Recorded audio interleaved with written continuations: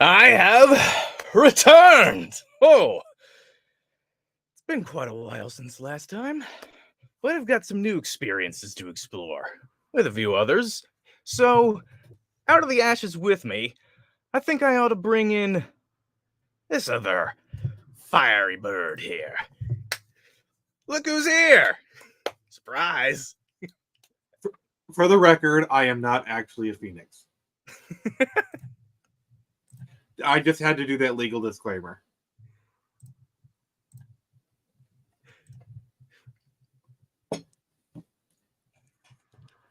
And also bringing in a bit of a newcomer here, but certainly, well, more experienced than I.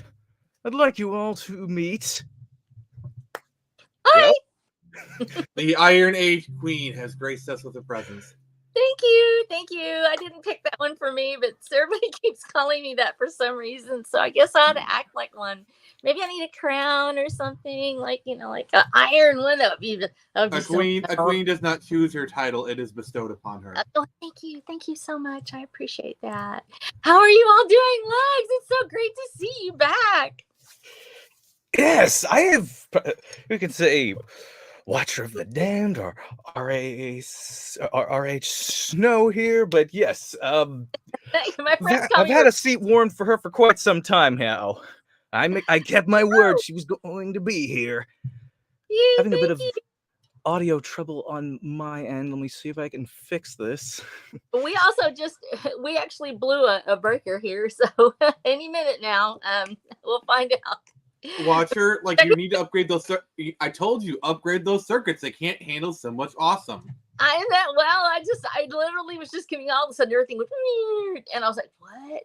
So like half of the house is outside. I may have to go after a little bit just because I'm not sure how long my phone's gonna last, but we'll find out. It'll be there. We'll have fun. We'll have fun anyway. I can survive anything, so I'm all right. I've got my fan. We got someone poking us in the comments. We need to acknowledge her. My arm's kind of getting a little bruised. Oh, what? Who is it? I can't see, so y'all have to read the comments too. I'm looking at We got Death Wish poking us like some sort of anime character. Oh, Death Wish! Yay! Everybody loves a Death Wish. Oh yeah, I've got plenty. Yes. Let's see. Something did come up. It seems I received a. Yep. What is happening here? Oh gosh. Spoiler alert. I might actually be doing a crossover with Death Wish here soon because I'm doing a con here, and they might be driving up to come see me. Really? Which con are you doing? Monroe Pop Fest. Which one? Sorry, 1 second. Oh no, he's dead. No, wait, don't do that. Don't do it. Don't die. No, I'm not dying in your arms tonight. It must have been something I said. But wait, that was brilliant, I must say. I have my flashes. But no, I'm doing Monroe Pop Fest here in not this weekend, but next weekend. Oh my gosh! So you're gonna get to go up there and do that with Death Wish? Oh yeah, they're gonna drive up and say hi, probably harass me a little bit. It's all good. That's awesome. Well, Lugs, tell us what you've been up to. What you've been doing? What's going on? Give us the deets. Ooh, well, I suppose one particular thing is worth celebrating here, big update, shift thing happening, is the fact that I just got my first trailer gig. Did you really? How does that go? I wonder who hired you. Well, I've covered some of his stuff on the channel before. He saw it and connected with me. And, well, seeing as I have, I don't know, roughly around 15 years or so of experience in video editing, and seeing how a lot of indie comics trailers can be pretty basic, I realized, hey, I have a need I can fulfill. And so I did. And, well, I'm so proud of you. That is so... So I got to put those skills to use, and I'm still a little kind of figuring out this streaming stuff. I'm more familiar with video editing than all this I think I've heard- premeditative video stuff than this live stuff. So let me see if I can figure out. Is this what I do? No. I think I've heard of the guy who hired you. I hear he's a real jackass, and his comics are really crap. What? I'm talking about myself. Oh, okay. I feel better now. It's like, what? No, I was just being facetious. Yes, I am the one who hired Lug to do the trailer. So look at the Phoenix is out of the bag. You self-snitched. Congratulations.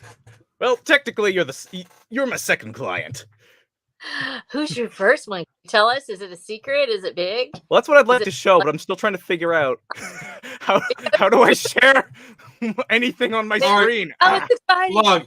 Lug. Oh, we got the Comic King is in the chat. Oh, no, Iron Age, sorry. Yay. So look, what you do is it's time for a storm.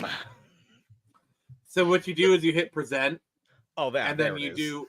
Yeah, that's the tab you want is present.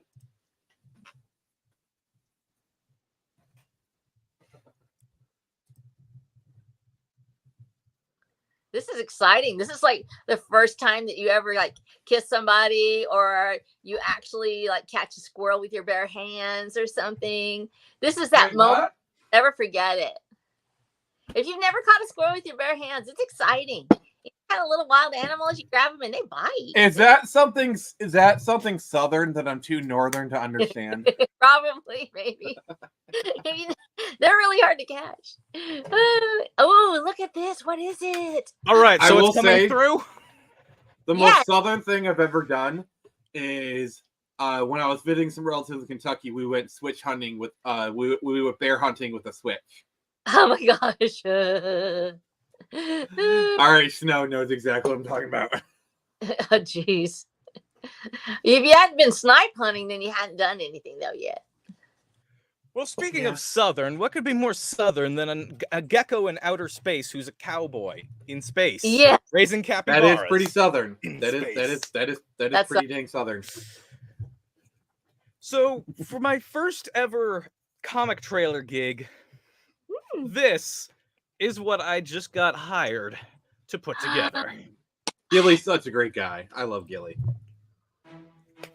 Oh, it's Gilly! What's up, adventurers? This is Gangon, the slick and slithery gunslinger father of the galactic rodents of mayhem. Now, let's talk about the Gangon Saga. In this epic tale, you'll witness the moment fate threw me a wild curveball. It all started with a bounty gone wrong. Tragedy struck, and yours truly reluctantly became a capybara dad. Witness what pushed me to embrace fatherhood in an increasingly lawless galaxy. Not only will you unearth a few dark secrets of my own origin, but we'll also be delving deep into my mysterious link to the infamous Dark Raider. Now, hold on to your rocket boots, because this Kickstarter campaign is your golden ticket to the entire Galactic Rodents of Mayhem adventure. Missed out on the first 4 issues? No worries, we've got you covered with an exclusively new trade paperback ready to blast off into your hands. Join my Cappies, Bash, Ripple, and Mona Lisa as they embark on their first original comic book adventure, filled to the brim with action, humor, and a whole lot of mayhem. Your support means the universe to our indie creators. They're not some corporate machine churning out cookie-cutter stories. No, sir. They're pouring their heart and soul into every page, and are eternally grateful for backers like you who believe in our wild and crazy universe. So strap in, my friends. The Gromverse is about to explode, and you don't want to be left in the nebula dust. As such, while we launch our Kickstarter campaign, I'd like to welcome you on board and be a part of the darndest spinback story ever told, and face the challenge of a formidable new foe together with my pups, Bash, Ripple, and Mona Lisa too. Aww.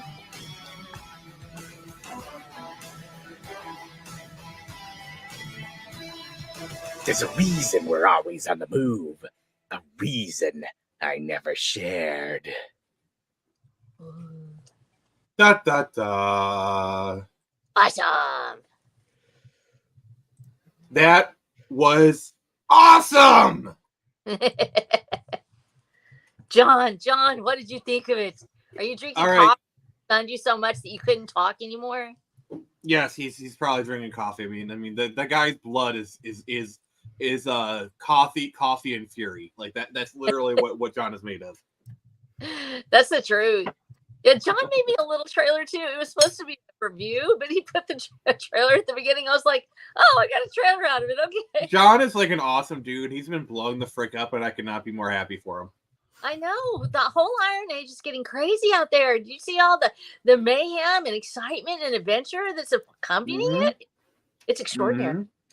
Happy along for the ride. Yeah. Lugs, that was awesome. So yes, even though sorry. No, tell us how you did this. So you've been doing this for 15 years. Do you do all of the voices and everything and all the cool stuff? So yes, well, I don't have my own first Iron Age book yet, though it is being written. I have been able to make my first proper contribution at this point, helping out old Gilly here. As well, it was quite an interesting journey getting to this point. Within the last year or so, I shifted from making video game reviews, which could still be on the table, but for now, I think the main focus is just going to stick with indie comics. I feel like I can make more of an impact there. Yeah. But yeah, now I put out a review of Galactic Rodents of Mayhem, and the creators of that, they saw it. The writer, Gilbert Deltrez, he even made a reaction video out of it. Oh, that's cool. And we started talking more. We'd talked a little before that point, but after I had put out this whole Galactic Rodents of Mayhem video, basically framing the whole thing like a Saturday morning cartoon episode, setting up a whole intro there, voiceovering several scenes, and even giving it a credit sequence based on that of Spider-Man, the animated series. Just it absolutely melted him. He wanted my service for this, so I was happy to do this. So look at how just with it, everything just changed so fast. Isn't it exciting though when you see this finally happening? And the world is crazy. Let's be honest. There's ups, there's downs. Bad things happen to good people, good things happen to bad people. But when you see it happen in your own sphere and it touches you in that way, and you realize, holy cow, I'm part of a movement, and people see me and they see what I do, it becomes so exciting. And to know that we're part of this burgeoning explosion of creativity is absolutely. And to see you out there, because I was looking for you, and I've been like, I go over to people's channels. I frequently try to visit folks, and Twitter hides people. It does, and so does YouTube. There's a lot of times I miss people's content because it just does not notify me, even though I have it on my board. So I go looking for you guys, and I've been looking to see you, Lex, and all of a sudden I saw you up in my feed, and I was like, he's here. And so I'm so glad that you're part of this. I'm so glad to see you're along for the adventure. Yeah, I definitely want to be able to highlight this while the campaign's still going. Yeah, that's Galactic Rodents of Mayhem, the Gangon Saga by Gilbert Deltrez and Sebastian Devat. Or sorry, Gilly is just killing That's it. the main series. Look at his funding goal. He is just smashing it. Is he doing his own art? So is he doing all the lettering, the art, the color, or does he have a team with him? Yeah, he's got a crew with him. Let's see. I know he sent who's the let's see. The illustrator.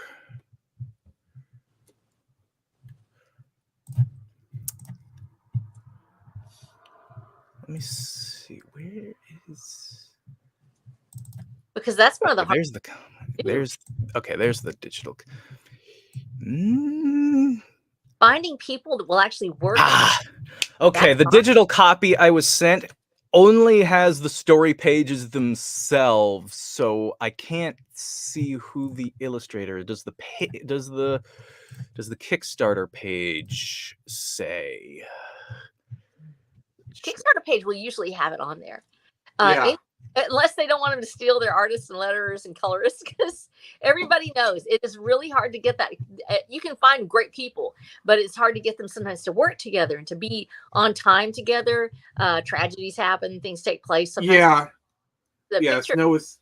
Sorry, go ahead. You're saying. No, yeah, it's so hard. And so when you find that, obviously Gilly's got some people together because he's cranking out this content, and people can actually get jealous about it. They don't want people to know. Yeah. Better Yeah, I'm the same way. Like, uh-huh. I finally kind of coalesced a good team. Like, that's why I'm like cranking out 2 books a year, which, you know, by mainstream standards, that's a snail's pace, but by indie standards, that's on fire. Yeah. Yeah, and it's. I think that one of the things is we're just now all being able to find each other, and I think that that's going to be a big thing in the Iron Age. And one of the things that Lugs and people that actually that help us get things together, doing the logistics on getting an artist together with a letterer, with a colorist, with an inker and a penciler. When you or sometimes you can do it yourself, but most of the time we need these help from these other people. And when you can find them and their schedules all coalesce and everything turns out wonderful, it's really hard to find each other when we're not in the mainstream publishing industry. So I think it's going to be as someone who makes comic books myself, I cannot agree anymore. Yeah. So yeah, we got to keep highlighting people. And speaking of which, found the name. I might mispronounce this. The illustrator is David Bautista. Oh, Bautista. Yeah. Batista. I didn't know David Bautista. Well, I guess he found some time in between acting, wrestling, and all the other stuff to do some comics. So good for him. Yeah. Tied to Menagerie, Magni, the Mighty, and Morty. Seems to be a big fan of the letter M. Morty. No, he's got a consistent style, and that is really awesome. And when you get a person that's got that style and can stick with you through 4 or 5 books, you found a real treasure, because a lot of times people will find one that does really well, and then you find that their schedule changes or their circumstances change. Suddenly they fall off the hook, and you're like, wow, how did I bring somebody in? So having somebody stay with you and having that. Yeah, that's me, because like I have the same artist who works on both of my books, both Screecher and Turned Samurai. A guy named Brian Q. I have trouble pronouncing his last name. Just call him Brian Q.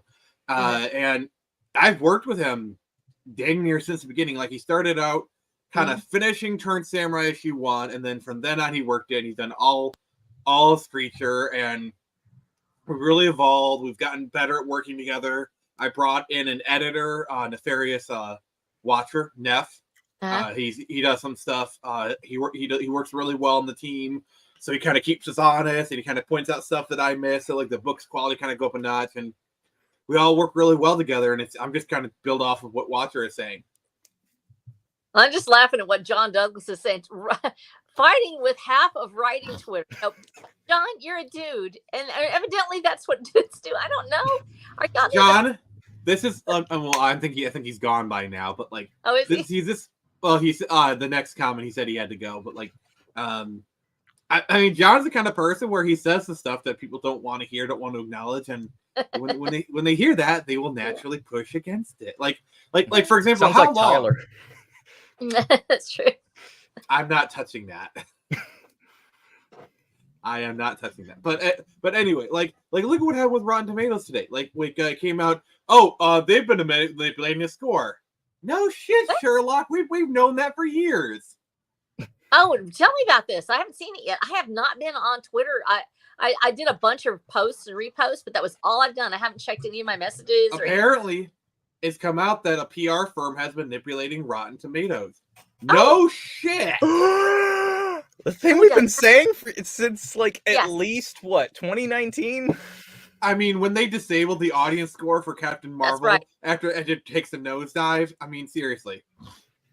At this point, it's in other words, it's actually a ghost machine. It's a zombie. It's being habitated and populated by bots, basically by people who are writing for the industry in the first place, and they're probably writing the responses to their own posts, things like that. And it gives the impression that you have traffic, but the audience no longer goes to Rotten Tomatoes to find out what's happening. They no longer put their comments in because they know they're going to be censored, that they're going to have what they say just thrown out the window and replaced by a writer from the very same corporations that created the movies in the first place. So it no longer means anything. It used to be there was a place where you could post your thoughts about the movies, and now you can't. You just have the movie houses telling you what to think. So I think that this is just the signs of a dying industry once again. That they I think you're right, but we're also starting to see people break from the ranks. Like you're starting to see people like, hey, maybe Disney Star Wars is crap. Like you're actually starting to it's gotten so bad that even mainstream media can't hide it anymore. I think that and one of the things I wanted to ask Lex about this, because he's been observing for a while, and I know he's been, as you know, a guy that's had the editing process and everything done. I really do think the quality of the production has gone down a lot. We saw this in, The One Ring. We saw this, and not necessarily people seem to like One Piece, and I think that it may be a shining star. Perhaps I haven't seen it yet, but for most of the things that I've seen, there's a downturn in the way the production values are going. And I wanted to ask Lex about that because I thought it was just me that I was just being critical. But I think that we're seeing that across the board with I don't know if it's because they're relying so heavily on CGI, but we see it in gaming as well. The graphics aren't as good as they were 5 years ago. And the same thing with video and film. We see this where it's not the same production values. And I think it's just going downhill.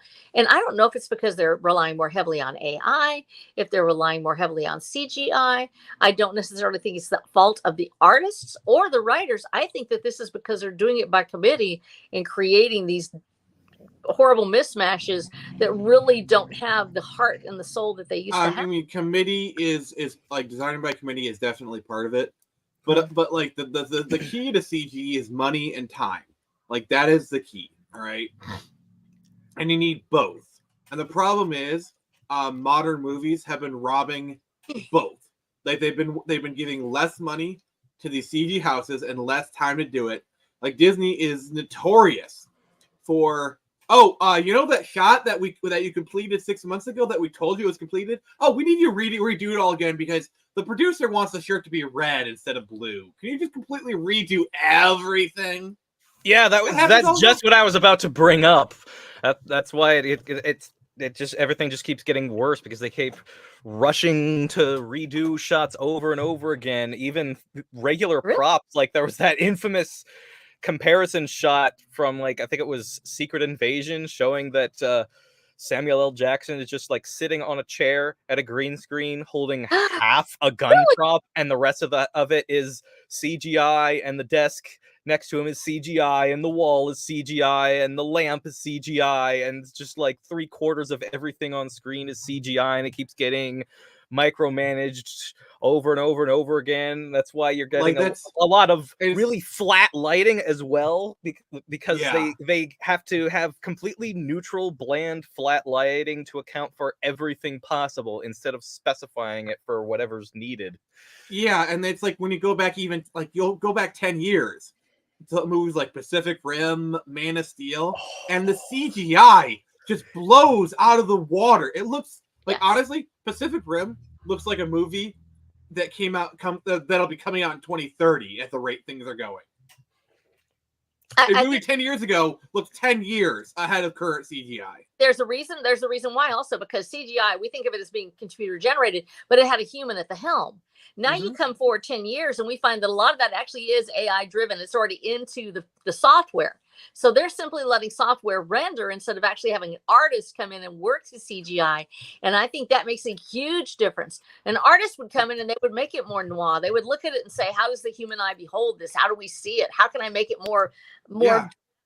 And computer rendering software simply saying, okay, all of our light's coming from this angle, or I see that this is out of focus. And it's kind of like when they remaster Ella Fitzgerald or somebody singing, when they remaster it to make and auto tune it to make it where it's always in tune, you lose the character of the humanity it actually creates it. And the same thing happens when the software renders most of the CGI. It's doing it to a standard, just a mean. It doesn't have that drama that the human eye requires in order to actually see it. Yeah, So, it's like it's a paradox of perfection, and it's something I've noticed myself, where it's like, take T-shirts for example. Perfect, we have the capability of stamping out millions of these kind of T-shirts perfectly every time. We can get them for like 10 for $15 or something like that, But like, let's say you have a hand-stitched T-shirt, like a handmade shirt, okay? And it, like, it has seams on it, like it has some threads kind of missing. Like you can't even buy that shirt for less than $500, But the handmade shirt is objectively lesser quality because like the standards, the fit, is less. But we perceive something handmade to be more expensive, like like a hand carved whatever versus like something machine milled, yeah. It's I call it I'm officially coining the term the paradox of perfection. Good job. Good job. Wow, this is so much more pleasant than fighting with all the vindictive, screaming hypocrites on social media, ain't it? I ought to do this more often. You really should.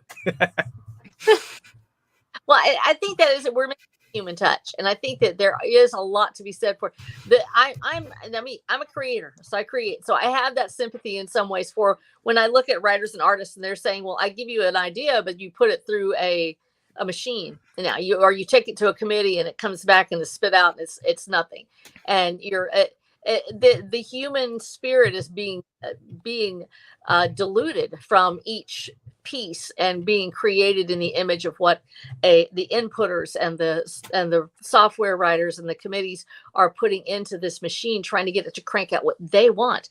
And somebody else, I believe it was I think it was Rick Piper had said it the other day, that we have this where they're making that the movies are in their own image. And so that's instead of having, in fact, it was on also in Wranglers show where we were talking about it, they're making our heroes in their own image, recreating it. So you have, instead of having an ordinary man or ordinary woman writing a story, you have a Hollywood mogul telling you what they would like to see, how they would like to see things, so that human touch is being erased, being replaced by one Hollywood mogul making it a hero in their own image, whoever those guys or gals might be, and are machining it through and through and through to create this unhuman image. It has nothing to do with people watching. You want to know what's hilarious? Is like I get, like they're definitely creating in their own image. But like what's crazy is like you get when you do that, you get the Velma situation where these where they show too much of themselves and they sell themselves to be insufferable blowhards, and the audience rejects it, and we're kind of seeing like the pendulum swing back a little bit, like there's kind of rejection and a push back against it, and Hollywood's like what do you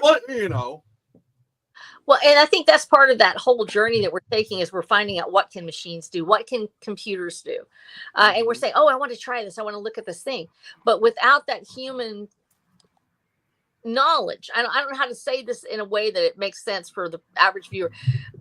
Computers see things differently. They see things through their own filters that are created by humans, but it is not a human eye. It is not a human experience. As a result, the product that they put out is sanitized and created through the filter. We don't have filters in that respect like that. And so we see things through our own temperament. And then you have a person who has all their life only written stories, or they've wanted that's their ideal, is being in a Hollywood group with those kind of people. They don't have the experience of the viewer. Very, very few people in this world are Hollywood screenwriters. When everything is written from the viewpoint of a Hollywood screenwriter, it doesn't connect with 99.9% of the population. Yeah, and it's like that kind of leads into like a bigger problem we're having, where we as writers, we draw upon our own personal experiences. We draw upon our life stories, our relationships. Like we could have a story. It's like, oh, I took a trip to the Grand Canyon one time, and now I'm writing a whole book about whatever. But the problem is, you have a lot of we have an entire generation of people who grew up who didn't have like a lot of those kind of experiences. They didn't have family road trips. They didn't have a lot of those kind of stuff. Like we have an entire generations of people who grew up sitting in front of a computer, and I'm just as guilty as this as a lot of other people. Like I've spent the last 20 years in front of a computer, so I don't have much room to talk myself.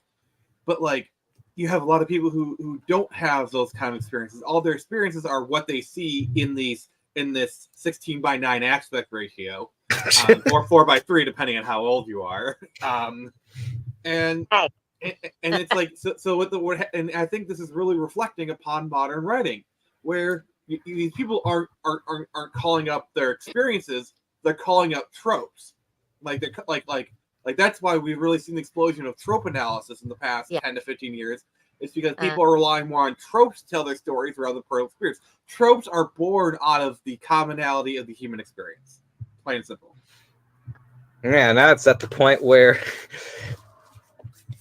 now those who have been just been crutching on that, now they got to compete with AI. And if you can't meet the standard of just, if you can't even climb the low bar of surpassing AI, they're not needed anymore. Well, personally, I don't think AI is as big of a deal as people are making it out to be, because like AI has kind of proven like it's like even under the best of circumstances, it's still at least 5 to 10 years away from being good. And we're all already starting to see, like in the AI art field, AI art is already starting to cannibalize AI art, and like the quality of AI art has gone down dramatically in just 6 months. Imagine what's going to happen with AI writing when all it can sample from is other AI writing. So correct. I don't think it's as big of a deal as people are making out to be. I mean, I'd love to see something made out of like that goofy John Wick AI script than the Velma show. I really do think that for a lot of writers, and it's looming out there, they're like, it's not because the AI is better. The same people that brought you Velma believe that AI will solve all their problems, and they're going to continue to try to force it down our throats. And so what those writers, and I would encourage them to do this, because we have a lot of them that will tune in and they think we're ragging on them or we're doing something. No, actually, you've gone out and you got this wonderful job that you've always wanted, that was with a big Hollywood house. You could practically hear the music in the background, and suddenly you're told you're not worth it anymore. And we're going to take a picture of an off actor, and then we're going to make it do whatever we want through AI. We don't even have to ask permission anymore. Well, what they need to do is to do that, go the route of the Iron Age movement, which is to handcraft, like Nick said, a story, handcraft it with all the threads missing and everything else. But to do that, you have to be able to go out and see what the world is like. Yeah, but you can't take time out of your life to just travel the world. And that's the problem. We say, oh, I need to go and see what the world is like. And they travel overseas, or they go to Cancun, or they go visit places that are exciting and exotic and wonderful. I'm going to tell you the fastest way to do it. Just walk outside your door. Literally, just get up off your butt and literally just walk outside. Literally, that's all you need to do. But still, even so, a lot of us feel like we're very isolated because we're afraid to talk to other people. Sometimes we're afraid what people might say, or we can't hear their stories unless we get close enough. If you want to go to a place where people will let you hear stories and will actually tell you everything, desperate to tell their stories, go to a nursing home. Go there, volunteer, sit down at lunch and speak to the people. They will absolutely give you a lifetime of story material. And not only that, but they will reach out and hold your hand, and you will once again experience the human condition, where we have become so isolated from each other that we no longer know how to reach out to a person, or how to do it right, or how to make a connection anymore, where it's not frightening or strange. Go to those places that will be scary. There are people that don't want you there. There are people that will be afraid of you. There are people who think you're their daughter or your son. But when you connect with that one person that finally wants to talk to you, don't just use them. Go back, become a part of their lives. You will find the connection you have been losing, and you will start to write beyond your wildest dreams, because you will experience lifetime through these people. And they want people. And actually, this is one of the greatest places to meet folks that will tell you their story. So I would, because so many writers feel lost at this point, especially the ones that have been in the industry. They literally, I'm comments, and a lot of them are very afraid. They don't know what's going to happen next. They're not sure. And yeah, the corporations are going to reject you like they just rejected us. They're going to say that they don't want you anymore. And it's not because you're not good enough. It's because they're heartless. They want Well, to give them the buck the fastest, and they don't care if they run over somebody. Corporations do not have your best interest in mind. Break free of that mold. Go out. and if they reject you, Find you just be like Thanos and be like, fine, I'll do Yeah. it myself. Yeah, that's right. And once you do that, just like Lux just made this wonderful video production. So many people would have never had that within our grasp if we hadn't found this movement. If we hadn't finally said, you know what, to heck with the publishing houses, to heck with the big industries. They're not here to tell the stories that we want to tell. They're not here to tell us the stories that we want to hear. So what do? Let's go make our own. And that's what we're going to have to do. And it is a scary process. It is very daunting sometimes, but it also will be one of the liberating things you'll ever do. It is really scary being the captain of your own ship because so many of us are used to being just like crew members on the ship. Like we never had to bear the shoulder responsibility for running the ship, where if it fails, it's our fault. We go down with our own ship, and it's scary. Because it used to be like, I worked for a company and they failed, so I switched companies, whatever. If that company fails and you own it, like you're going down with the ship. It's a scary process, but like you just got to go forward and accept the fact that you might fail. Like there's a very real chance you could fail at what you're doing, but the courage is not the absence of fear. It is having fear and going forward anyway. So yeah, there was a note I wanted to bring up that you two were kind of reminding me of. That's how we've gotten to this point where even that's a loud cars to where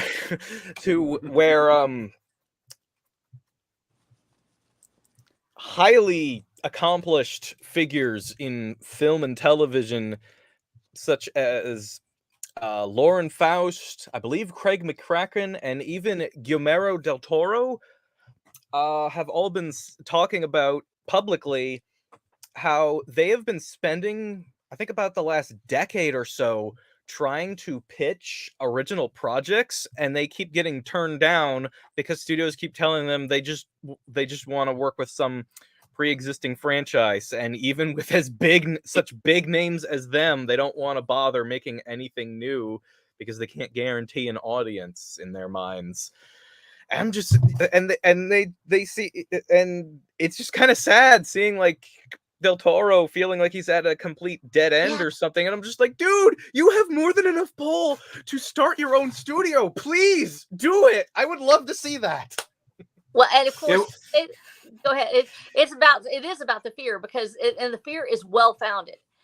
Most of us, as you know, in the last a couple of weeks, really since Eric July took off, we started seeing the industry suddenly raised its head and saw someone raise millions of dollars. And it was someone who wasn't associated with their industry. And it became a target. Eric July's work. Suddenly this irrational, why are they over there just ragging on this one comic book author? Why? There's tons of them. Why are you ragging on him? Why? Because he made money. Why is that scary? Because it takes away from them.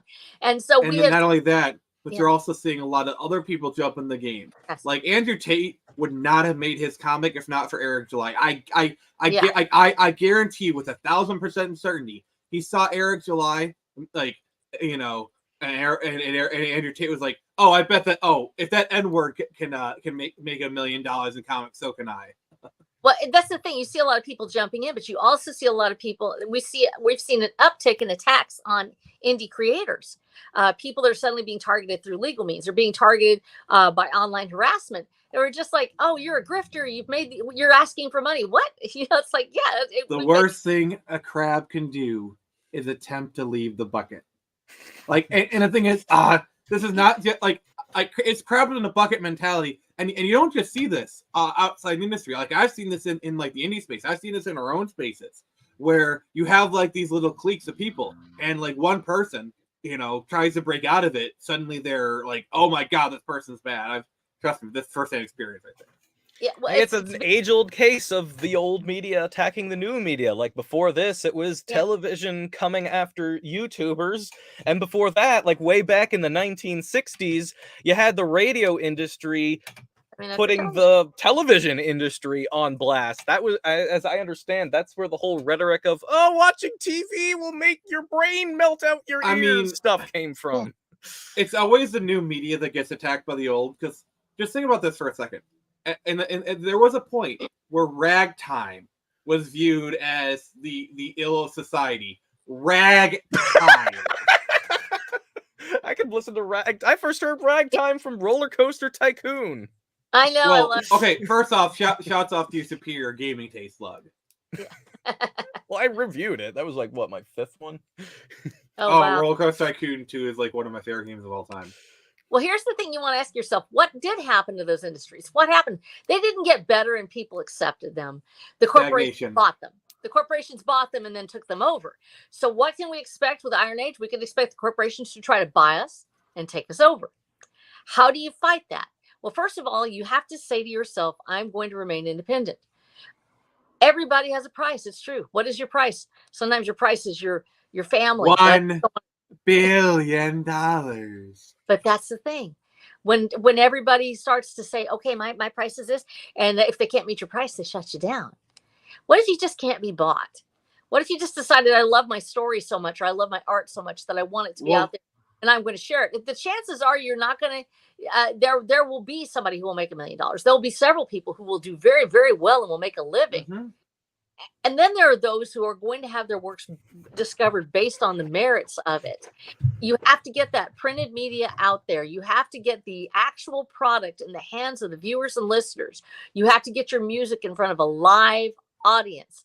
Connect with your listeners, your readers, with your consumer product, and then make a bond between yourself and your fans, and do not betray that bond.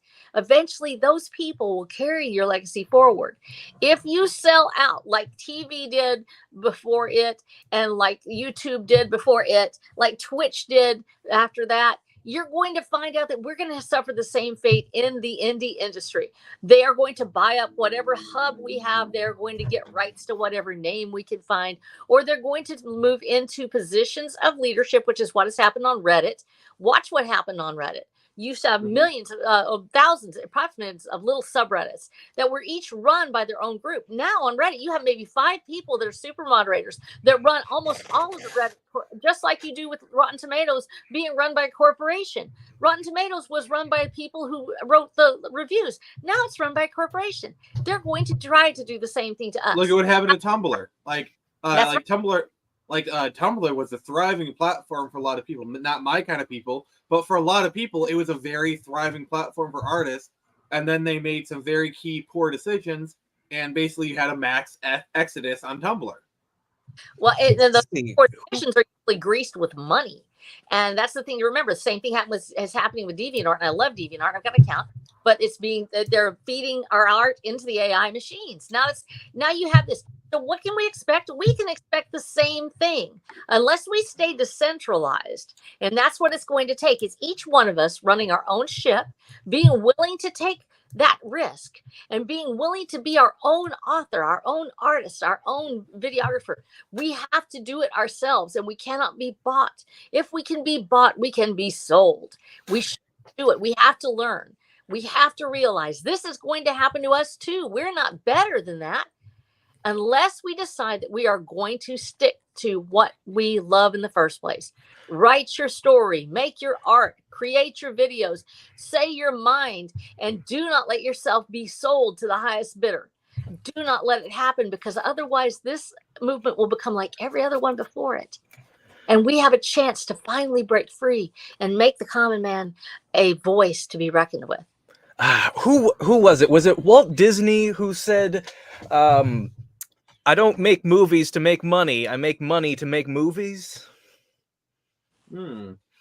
Wow. I had never heard him say that, but there are some of them that you can watch that you can see this was crafted because somebody wanted to tell the story, because they loved the way it looked and they thought about how it flowed, and it was just pure entertainment. I mean, that's how all movements go, is they start with passion, then they blow up, And then they kind of they still continue for low passion, but eventually the corporations kind of get their claws into it, and it becomes more sanitized, more cookie cutter. Like, look at the MCU. Okay, Phase 1. Like, you go back and watch Phase 1, the magic is still there. Those films hold up great. Like, I even say most of Phase 2 is really good. Phase 3 is really when the corporation started to creep in, and you start to see more of the standardization, and that's when it really went down. And then with Phase 4, that's when the corporation totally took over, and it got like almost completely soulless. And then Phase 5 just kind of squeaked in, like it was barely noticeable when they made the shift. Like, yeah, they just said, "Oh yeah, by the way, Phase 5's over. By the way, Phase 4's over. By the way, we're on Phase 5 ask now." any casual MCU watcher when exactly the shift from Phase 4 to Phase 5 was. Like, I'm pretty sure only those who have been like really rigidly paying attention to all this stuff would be able to identify that. See, yeah, that's the thing. Like, Marvel was really good about ending each phase with an event film. Now, granted, they sometimes had like one or two like epilogue films, like Ant-Man is the epilogue to Phase 2, and I believe Spider-Man No Way Home, or Far From Home. Sorry, I keep getting Far From Home is the epilogue to Phase 3. So then the Infinity Saga overall. Well, this is the question I have for you. This is a white pill. It doesn't have to happen. We've seen it. We've got 100 years of watching this cycle take over and over again as music explodes on the scene and gets eaten by the big industries, for publishing houses that then put down the hammer on anyone who tries to create their own content. We've seen this over and over again with writing, with music, with art, with comics. We can stop it. It doesn't have to happen. Those who tell you it has to happen because we have this wonderful cycle are some of the people who actually profit from it. Don't let who hate you buy you. Don't let people who hate you get control of your content. If they make it known that they didn't want your book the first time, don't sell it to them when they figured out it made money. Because when you go to that same publishing house and you say, you rejected me when I first came to you with this idea, and now you want it because it made $1 million, they don't love it any more than they did before. They just love the money. They love the money. Do not sell them there's something they hated. Keep your content under your control and it will remain true. It will still be true. And you will not have $1 million in your pocket. And maybe if that is your lifelong goal, is to make $1 million, and money does help a lot. It makes a big difference. I'm not going to lie. It's wonderful to not have to worry about where your next meal is coming from. I haven't been there yet, so I don't know what that feels like. I have made enough money that I feel like I've saved mine. I got debt free and I did a lot of other things, and that's changed my life. But me having control of my content and keeping that control of that content is my number one goal, because I love my story too much to see what happened to Star Wars happen to it. I don't want people who hate what I make to have control of my characters. And I want my readers to have those characters long past my death. I want them to be able to look at it and say, oh, this is true. This is real. Keep your content under your own control. Do not sold to the master. All right, Snow. Here's something that I've kind of been thinking about. I've never actually vocalized this publicly, but like this is something that I've really considered, and I want to hear what you think. What I've thought about is when I die, I wanted to have it in my will that all the characters that I own at the moment of my death go public domain, either immediately or after 10 years, because my fear is after I die, my descendants, the executors of my will, or my children, or whatever, they will be the ones to sell it out. So I would rather release it to the public and let them do it. I don't care if there's like P parodies or just whatever, because like the greatest thing you can do to keep something in the attention is to make it public domain. And I feel like if I make my universe public domain, that is one way to make it last forever. Make sure you research the law first, because sometimes things can be sold after they've been turned into public domain. Trust me. I will be working with the lawyer. I would spend good money to like make it ironclad. Actually, it would be a trust, actually, where you have a trust and the trust declares that it's public domain. then you wouldn't be able to, it would be still under its own volition. I think that's how that would work. You'd want to talk to a lawyer about it. My stuff is going into trust with my family, because I have my writer and my artist are in my family. So I know that they will faithfully continue to keep that up. And they too have sworn not to sell it. And the problem is when you leave it with family, like you can have a family member who is passionate. Like you can have a Christopher Tolkien who Christopher Tolkien was a great shepherd of the franchise after his father's death. But you notice how all this craziness happened like right as he died. Like everyone just swooped in, the freaking vultures, and like Christopher Tolkien's family, who didn't care, like really care about, like they cared about, they sure loved the money, but they didn't care about the franchise. Christopher Tolkien cared about his father's work. He actually like cared, and that's why he was a great shepherd of the franchise for like the next 50 years after his father died. But like as soon as Christopher Tolkien died, that's when we got all this craziness. Well, or in a similar case, 007. Yes, that is that. Ian Fleming died like early in the 60s. So like I don't know if that's really the case. Well, here's the thing we're forgetting, that this is a crisis to us in this age. But one of the reasons why is because we know what happened to 007. We know him. We know him from 50 years of his life. We know Superman from his 75, 80 years that he's had. We know these characters, and they're like a human being to us. Their life still matters. And because it was in print, we can go back and we can look at what they actually were. When you sell those digital rights, when they go back and they rewrite the books like they're doing the Roald Dahl, when they reshoot a film like The French Connection, where they've actually manipulated scenes after the fact now on Amazon, we have to start telling people, own the media. When they put really crappy CGI hair over Daryl Hannah's butt and Splash. Yes. Disney Plus did that. It's just, it becomes, we have to decide we don't want it, and we have to decide we're going to reject it. So you have to make physical copies that when your reader owns them, they belong to the owner for the rest of their lives. It cannot be changed by another person. I can go back now and I can read my old Superman comics that I have in my compendium that is from 1977, and they can't touch it.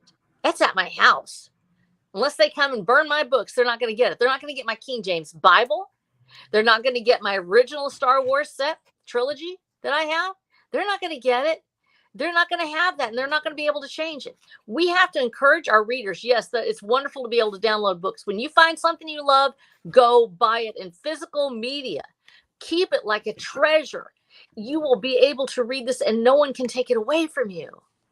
Disney, you can take this out of my cold, dead hands. Hey, I got a VHS trilogy box set myself. Oh, and also this is by the way, this is the 84 release of the original New Hope. Like, see how it doesn't even say New Hope on it; it just says Star Wars.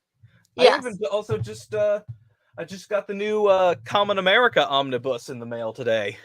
Good job. This is a treasure. This is a treasure of mine. So, but yeah, I guess basically, you want to buy the rights to my book series? Well, what am I supposed to do after that? Making the book series is what I want to do with my life, so no deal. Oh, Death Wish just poked back in. Death Wish, hi. Hi, how you doing, sweet potato? Hope this doesn't hurt too much. But yeah, I guess this does seem quite a bit like Superman, doesn't it? So much complicated suspicion over him, just being some guy raising a farmer who just wants to help people, and people who are just completely lost the plot and gone all cynical, just like, that's impossible. How can it be? Must be something suspicious about it. Like, we just got so many Lex Luthors in the world. We just cannot fathom it. Lex Luthor is creating the world in his own image. He's creating his heroes in his own image. I think if you actually wrote that story arc, what happened when Lex Luthor bought all of the publishing houses and all the superheroes looked like Lex Luthor, or they look like people that Lex Luthor wanted us to admire. So everybody in the villain universe suddenly becomes the hero of the next Superman Justice League collaboration. That's kind of what they've done. And we have to decide that we're going to fight back. And it's really easy for me to say that until somebody shows up with, $1 million and my husband needs a and this happens a lot. My husband needs an operation, or I'm going to lose my home. We have to create that parallel economy where we can sell our stories without those publishing houses, where we can make that living that we need to make, where we can help each other out. If we build that parallel economy and keep control of it, and make sure that we have the ability to continue to sell and continue to trade our goods and our wares in a free ANCAP society, basically, that's based on our own works, then we will be able to do that. And we might not make $1 million, or we might, who knows, but we will be able to be free and to get something from it. And that's what we need to decide we want. And if somebody sells their stuff and they make $1 million, that's awesome. But what's happened to the MCU and to DC and Marvel, it's going to happen to the rest of us unless we decide we're not going to allow it. And on a similar note, to take it. On a similar note, what also seems relevant to this whole kind of Superman type conversation is, well, Spider-Man. Because lately, so much Spider-Man media seems completely unrecognizable from like 10, 15 years ago. They got obsessed with the Spider-Verse stuff. Yeah, because before we had now there's Spider Toilet. Please, sorry. Well, because you got a hero who is constantly risking life and limb, well, repeatedly being slammed by the news media, trying everything to make him out to be a menace, and there's nothing he can do about it. And gee, doesn't that sound relatable? No wonder they kept trying to push for this whole like making him a Generator Rex knockoff for several years. They're still trying to. Yeah. And I think that if I thought they switched to another phase. I guess there was first that, and now it's just this Spider-Verse stuff. Which was just kind of a flash in the pan thing with like Spider-Man the animated series for a bit, and now it's just. I think they're trying to turn Spider-Man, like they're trying to create like a Spider-Man family, like the whole Bat family concept. I think that's what they're trying to do with Spider-Man is kind of make him into like a Batman, like because like there's a Bat family, which is kind of like the extended like Bat people, kind of thing. Yeah. I feel like they're trying to do that with Spider-Man, and it's had some success. Like. Sure, people like Silk, people like Spider-Gwen, Miles Morales is finally catching on, but beyond that, most people just don't care. Well, there's also how they're also facing the possibility of losing the rights to Peter Parker and Stephen Strange, and so they're trying to lay down every possible contingency they can think of, hoping something sticks. Miles Morales. That's what they need to do. Peter Parker is Spider-Man. He got bitten by a spider. Peter Parker is the reason people tuned in. Yeah, even Silk, wasn't she bit by the same spider and she still has her own identity? Yeah. Oh, my favorite piece of lore is Silk and Peter can't be within like physical proximity, otherwise they'll just start. But yeah, the thing like, with Dan Slott, what the heck were you thinking? But yeah, the thing I always really wanted to see some kind of moment where Miles Morales decides he actually goes to do his own thing like he claimed, but still really isn't. Or he says something about something like, I'm tired of being stapled to someone else's shadow. I want to cast my own. And then he takes on the identity of Shadow Spider. Like, that's just something I'd love to see. That would be so cool. Well, that's the thing. They've lost the characters and they're creating franchises. Franchises are awesome, but when that's all you're focused on, we're going to make a clone of this, we're going to make a clone of that, you lose the ability for Miles Morales to become his own man. What if he doesn't want to be Spider-Man? He wants to be Miles Morales, and he does these things. I mean, that's literally the whole point of Nightwing, where Nightwing didn't want to live as Robin. He didn't want to live in Batman's shadow.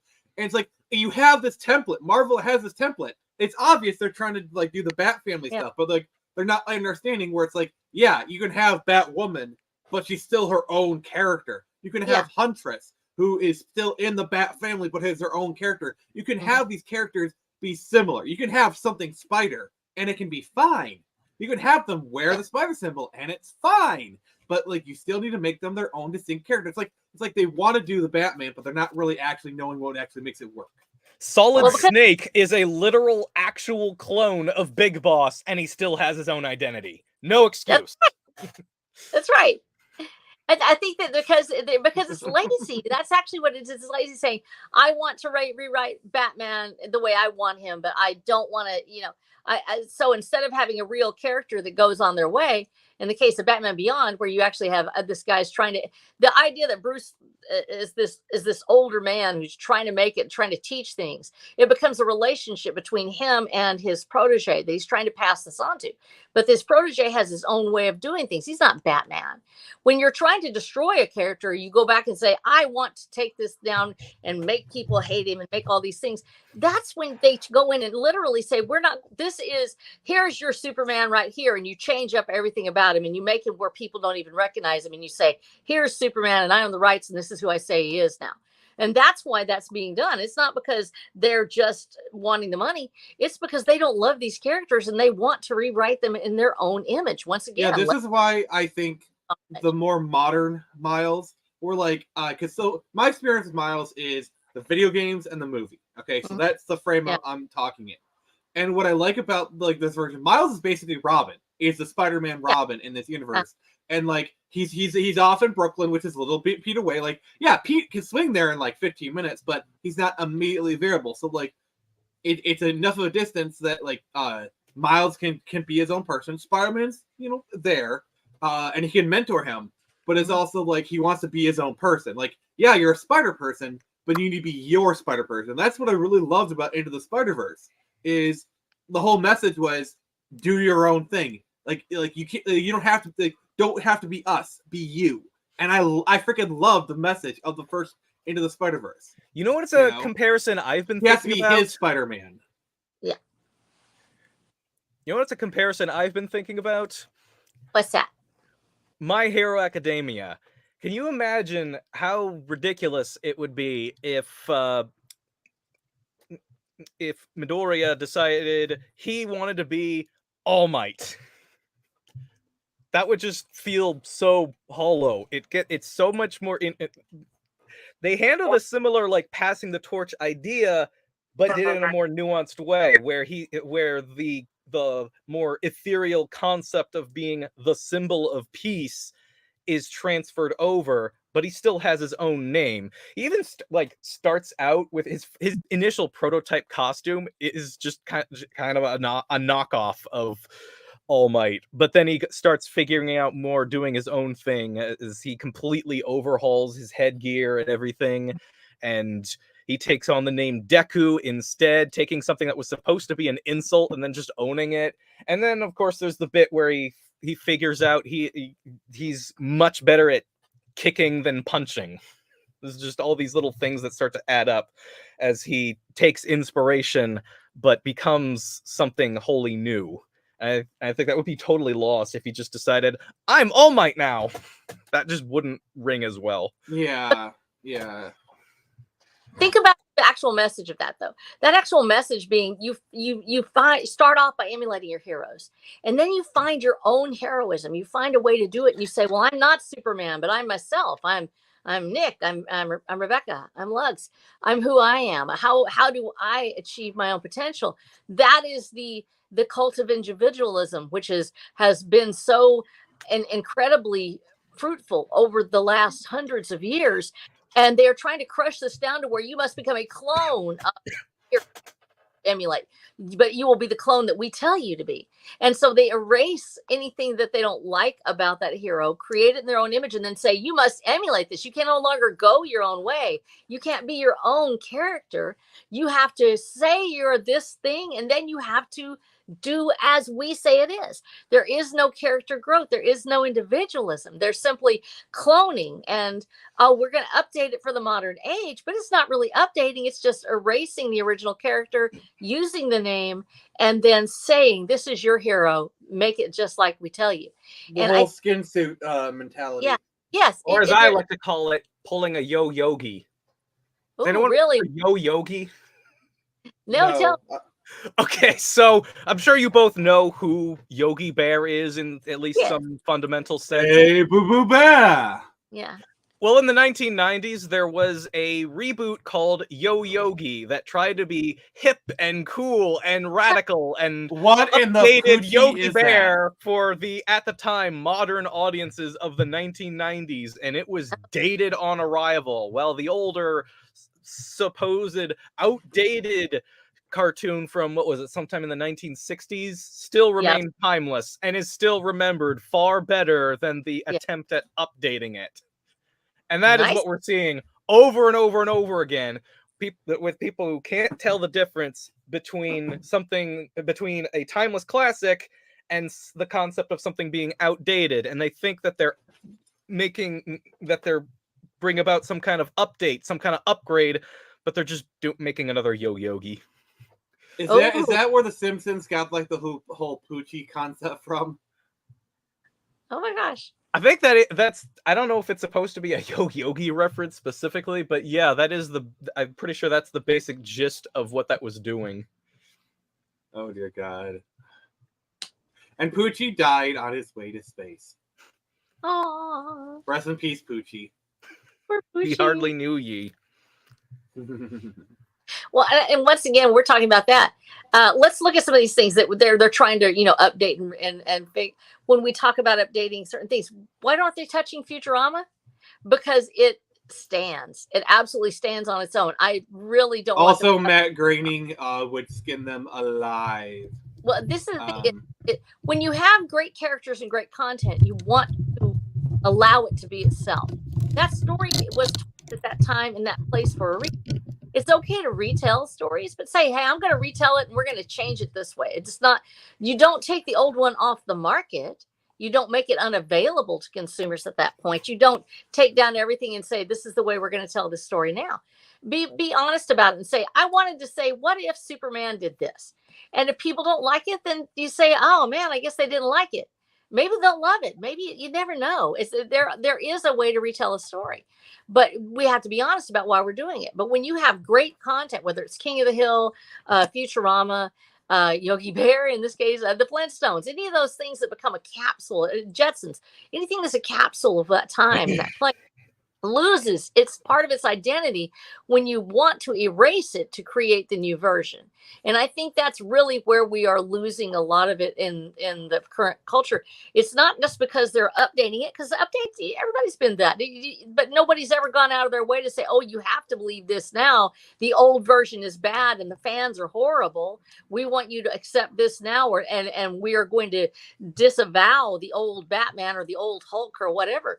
When you do that, when you tell people the old way is bad and our new way is the only way, that is when you have that pushback like we've seen from fans now. We're not against retelling stories. We're against you destroying the characters.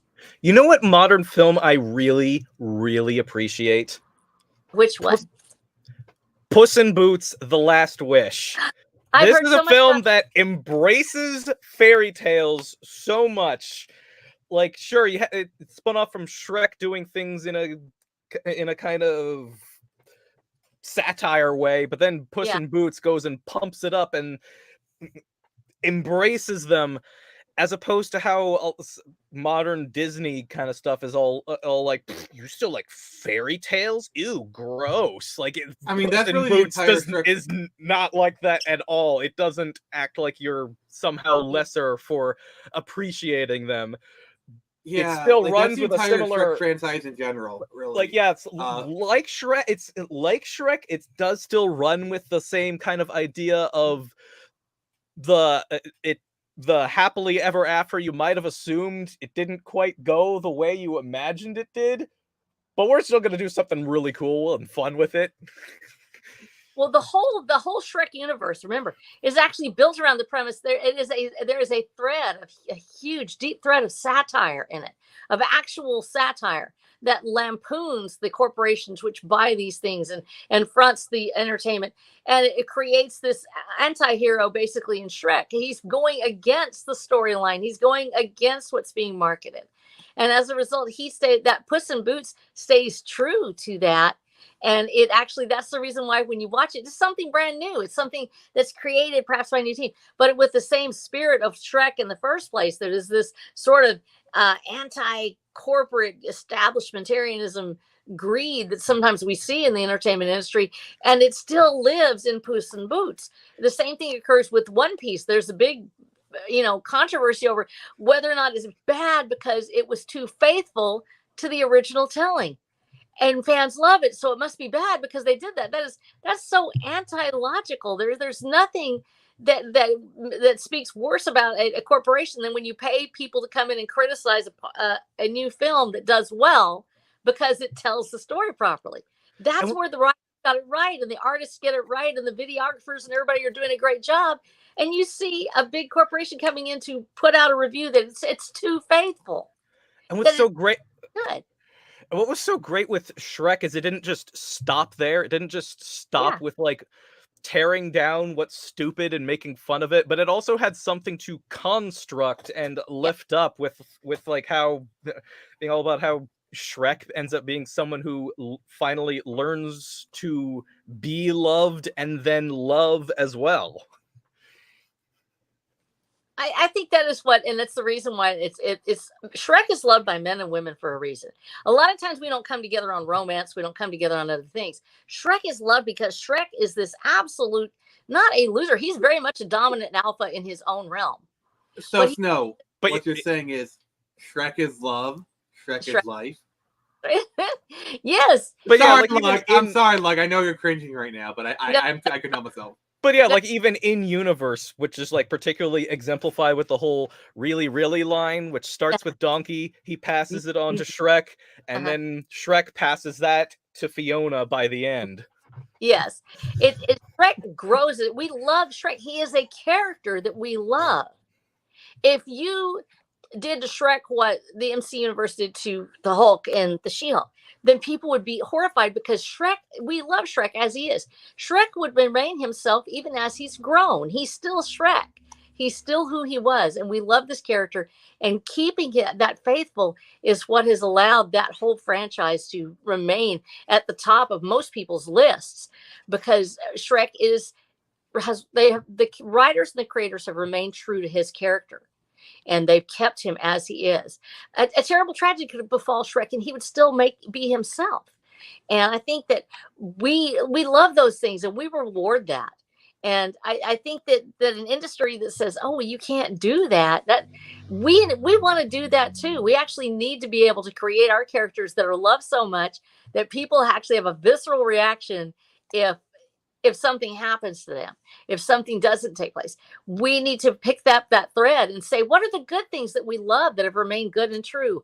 And we want to carry that forward in the Iron Age movement. We want to take those types of stories and we want to create our own in the spirit of Shrek and Superman and Spider-Man and these others, and create new worlds that fans can love and be true to that. And we have to decide we're going to not repeat those mistakes, but instead, like the Shrek franchise obviously is doing, and like One Piece is doing, create worlds that people love and then stay true to those worlds even as we grow our characters.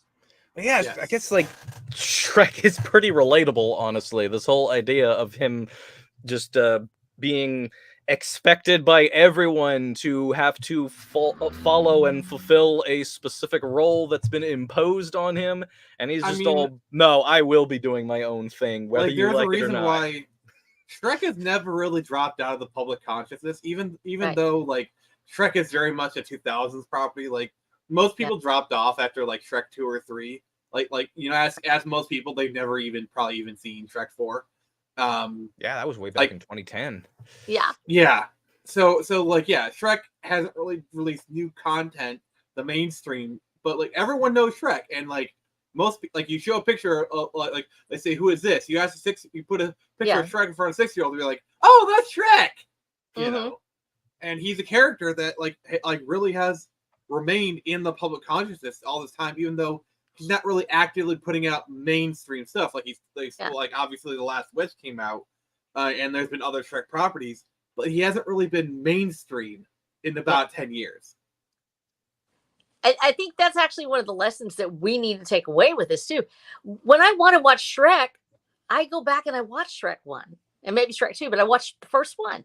Why? Because I love it. The I Need a Hero scene is still one of the greatest scenes ever put to celluloid.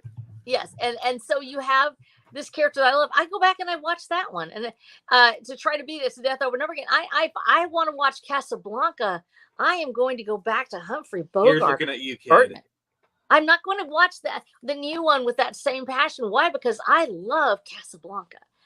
I love Shrek. You don't how much of this would you say is nostalgia, and how much of it is genuine quality of the product? Because I think that's a distinction we need to make. No, this genuine quality of the product. Nostalgia, this is the reason you go back and you watch. Nostalgia is, and we shouldn't be afraid of this. You go back and you watch something you loved when you were 5.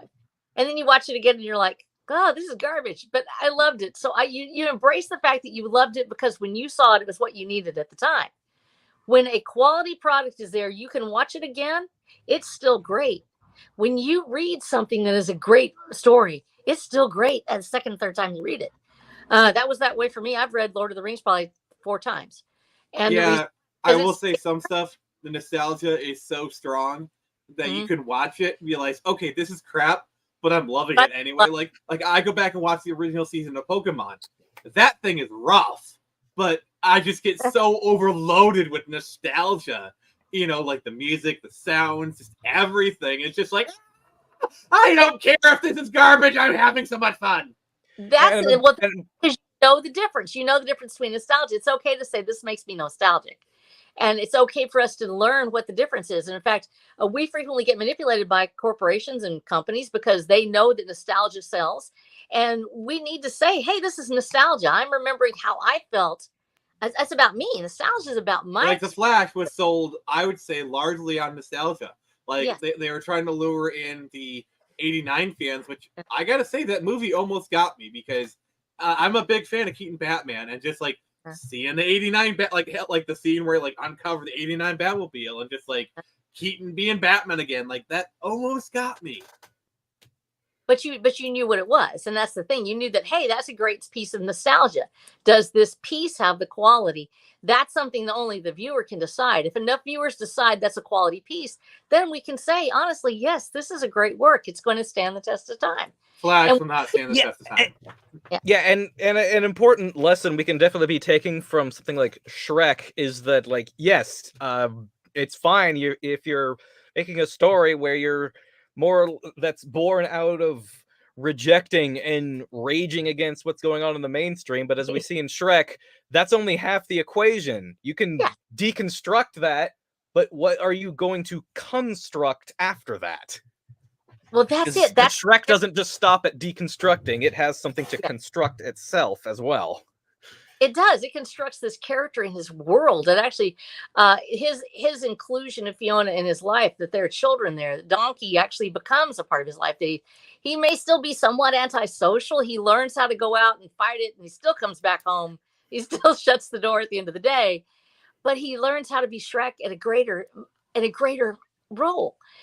That's the story of each of us, and we want that. We don't want to be nostalgia. If we visit it too often, it can freeze us in time. It can actually make us to where we don't grow past that point. We're constantly going, well, if you're going to tear something down, you got to build something up.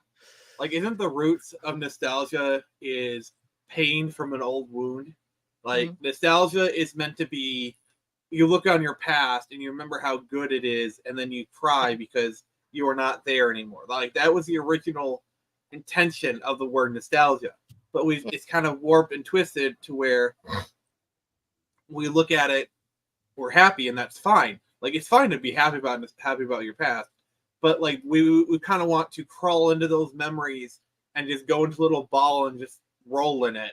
And while it's fine, it's like anything else. Like, in moderation, it's fine. Like, you want to take some hits in nostalgia, live in that world for a few hours, and go into your job, then fine. But the problem is, too many people, it has become their lives is nostalgia. And that's dangerous. I'm not saying nostalgia is bad, but I'm saying too much of it is bad. It would be as if Shrek never grew past the first half of Shrek 1. If all he did was be mad and go rage against the machine and maybe get rid of Lord Farquaad and then go home.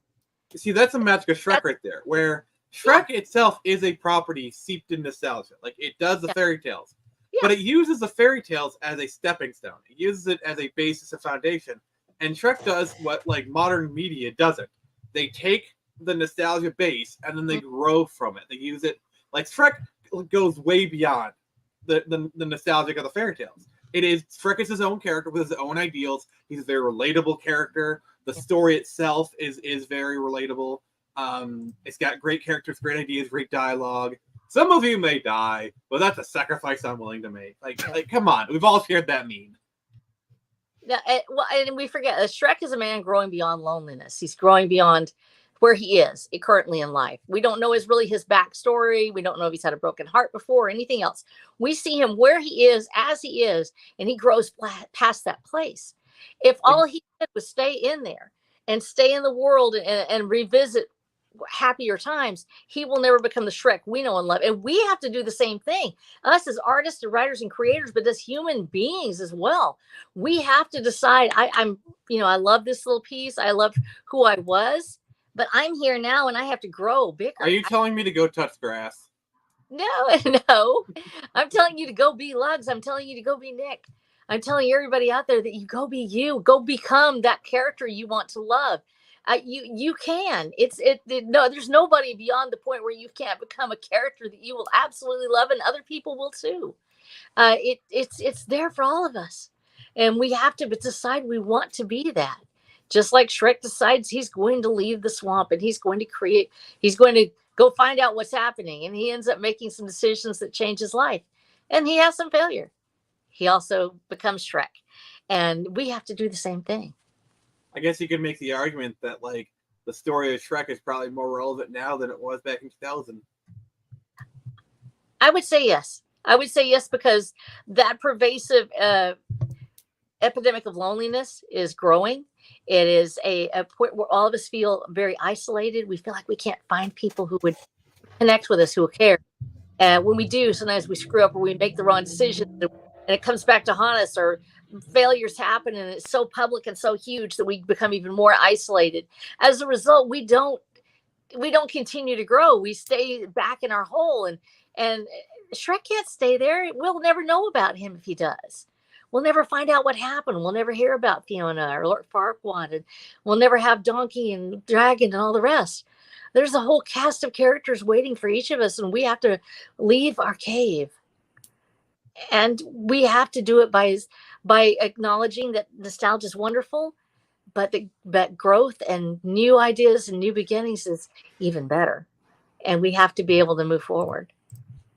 Man, I hadn't thought about just how much my own Iron Age project in development has in common with the themes of Shrek until talking to you two today. Is it's definitely covering some similar ideas here, but I never made that connection, even though I've just loved those films. Well, there, then tell us about it. Oh, it's not yet announced. Even the name hasn't gone public. Although I have been getting some editing consultation work with Anime and Sparkster, so it's coming along. I was just doing combing over some more edits just last night. You are in good hands, my friend. Anime is awesome. The Sparkster's wonderful too. Guy knows his shit. What can I say? Yeah, when you recognize yourself in your own works, and everybody tells you, they say write what we know, and then they tell us that we shouldn't self-insert. The truth is we all self-insert at some level. It's how we do it that makes the difference. It's how we approach it and how we decide to write it, and not just beat our readers about the face and head with it, but how we are being authentic through our own characters. We do self-insert, and when we recognize ourselves in our own works, sometimes we look at it and go, geez, maybe I really am having a hard time with this one thing. Bro, then take that direction. Yeah, I guess there's maybe I put in a smidge of like a couple experiences in the protagonist, but if there's any of me in the other characters, it's mostly like one or two of the other major characters than the protagonist himself. I guess I just really wanted to get away from self-inserts because that's what I was doing way back in my Smack Jeeves days, making like Sonic the Hedgehog sprite comics like Sonic Future.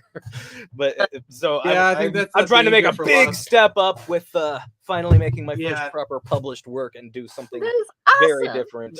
That's a danger for a lot of writers at like all levels. Like we're all guilty of it, so it's no shame. We if we don't check ourselves, we can put a lot like too much of a self insert into it, and again, we're talking about Velma. It's just a perfect example of just everything going wrong. Like that character is too much of a self insert of I think Mindy Kaling or whatever, and it shows.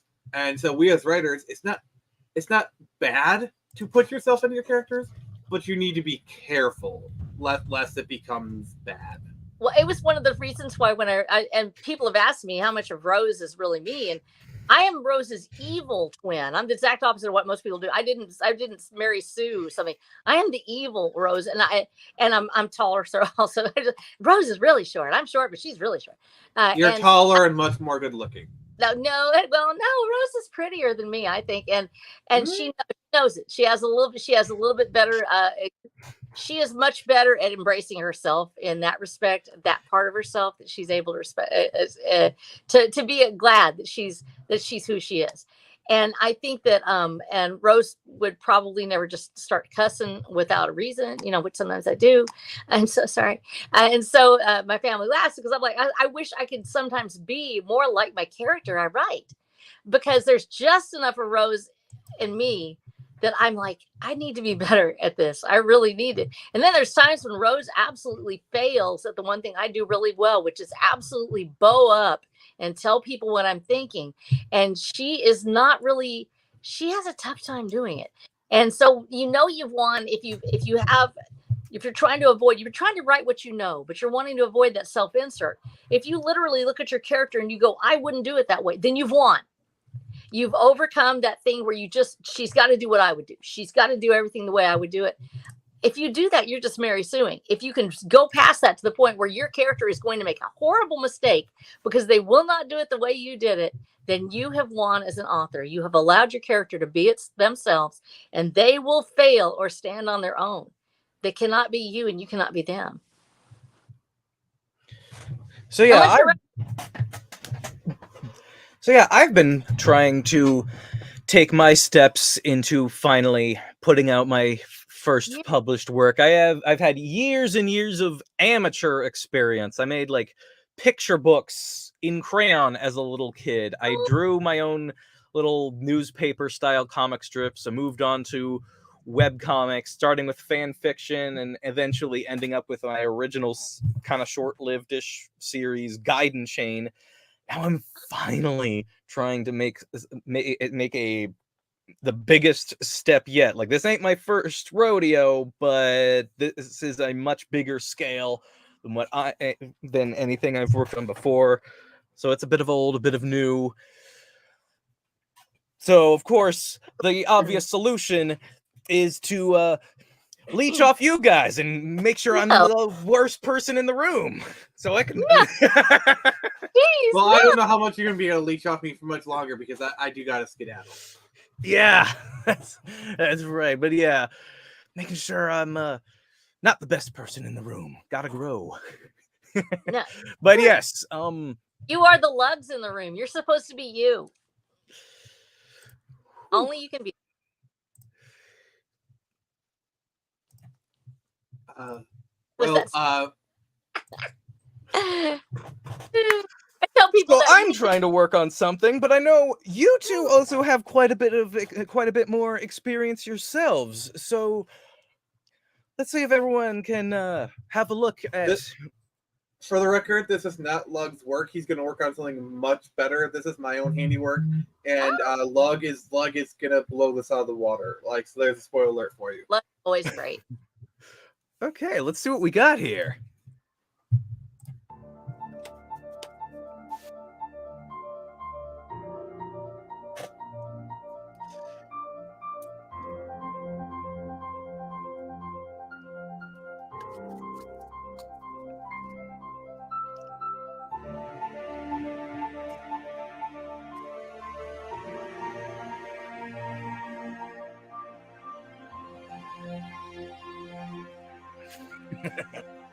Yes.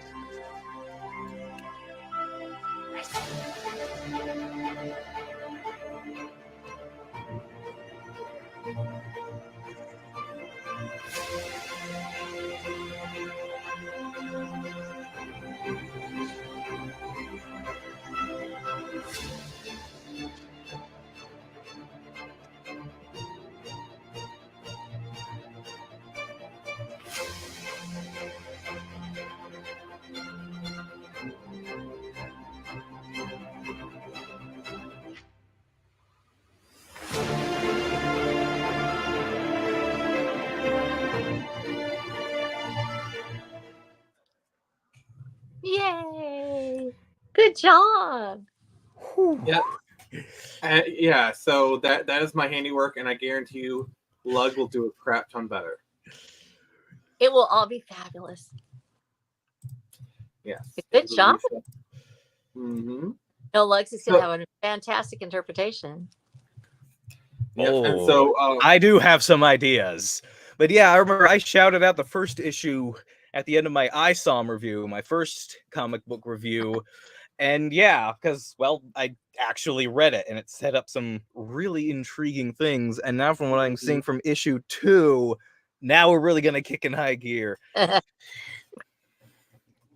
Yes. So the pre-launch page is currently live. We plan on launching October 6th. And it's looking to be really great. So that is a Neff cover. And I already have an alt cover that a fan gave me a picture of, and it was just so good. They're letting me use it as an alt cover. I think I've shared it on Twitter, so you guys can see that. That is so cool. Oh, but I got some really great stretch goals planned. So for 2K, I think this is actually the first time I'm publicly announcing this. 6 a.m. is going to do a sticker of Shiva, and if you get me to 2K, you're gonna anyone who orders a physical copy will get that sticker. Now I'm still figuring out the 2.5K stretch goal, but the 3K stretch goal is pretty friggin' awesome. Who here has heard of Joe M. Sontag? Oh. So, Joe M. Sontag has agreed to do a cover of Screecher for the 3K stretch goal. So the goal is 1,500. I am pretty sure I'll be able to get that. You guys are awesome. Yeah, so that's going to be really great. But for 2K, you get a 6 a.m. Sticker, 2.5K to be determined, and then 3K, there will be a Joe M. Sontag cover.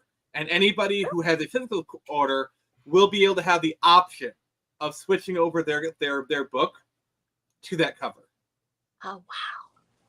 So, even if you order the $10 one, if you get me to 3K, you can have the option of switching that to the Joe M. Sontag cover. Oh, how neat. How long is your campaign going to run, Nick? 30 days. Awesome sauce. Yeah, I did a Screecher on Indiegogo last year, and I was going for 1,300. I got that in a week. And so 1,500, I'm pretty sure I'll get within the first 2 weeks. I have confidence in my audience. Super awesome because they are getting their funding fast. Comic books especially, because there's so much you can sell with an image, and that really makes a difference in the fundraising. And one of the benefits for me is I'll have completed pages. The book will probably be done or mostly done by that time. So the first 5 pages are completely colored, and I should have pages 6 through 10/11 here by the end of the week. And inks I got inks up to page 15. So it's pretty far along. And so I'll have completed pages, at least completed colored pages. And the first page is all completely done. That's already lettered and everything. So and that's always a good thing when you have a campaign is you show completed pages. Even if it's not lettered, the fact that it's colored, that's the big hurdle. Lettering, while it's important, coloring is the big hump to get over when these comics. So yeah, I'll be well prepared, and I'm going to have an amazing trailer because of Lug. So that's going to be really great. I love what Neff did. Faith on me. No pressure. I have all the pressure. All the pressure. You can do it. Yeah. I mean, I did pitch some ideas to him, and Nick pretty much just melted in gush with some of the effects and tricks and such I suggested for the presentation. Do you want to see some good stuff? Do you want to see some good stuff? All right, I'm presenting my screen. Put that up top.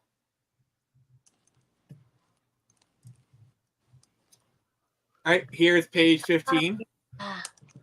Remember that shot you saw in the trailer? Yes. Look at that! I love that panel with the chain. That is just amazing. Inks. So pretty inks.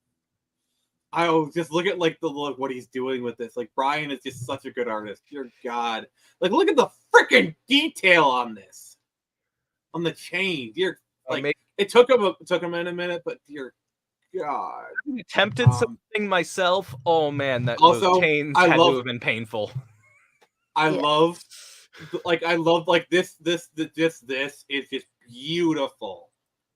Yeah.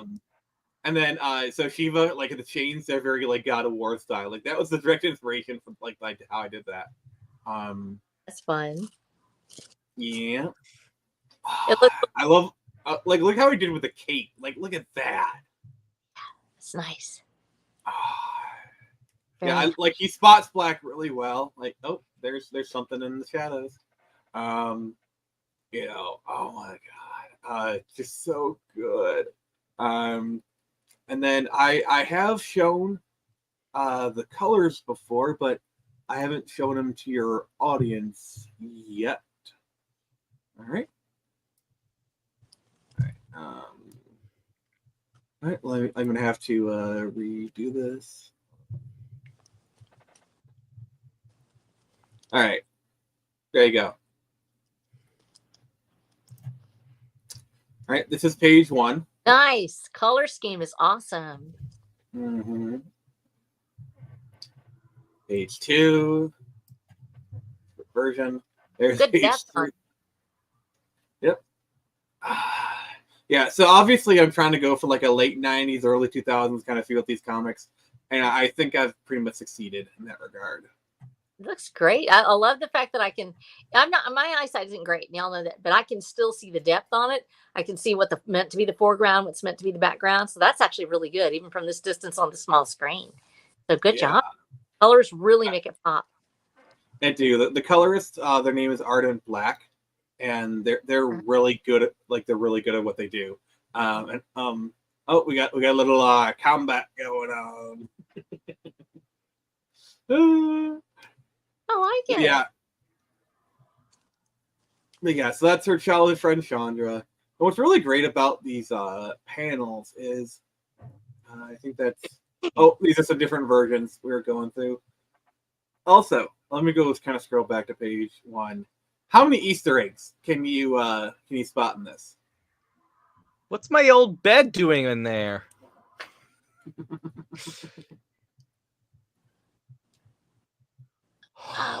It's the sky! It's a reference to the sky! So I this is a double reference. Obviously it's Avatar, but also like I kind of made like a little Reddit thing. Like, you know, it's like the last subbender, the mod Avatar, and he's got the Reddit downvote button.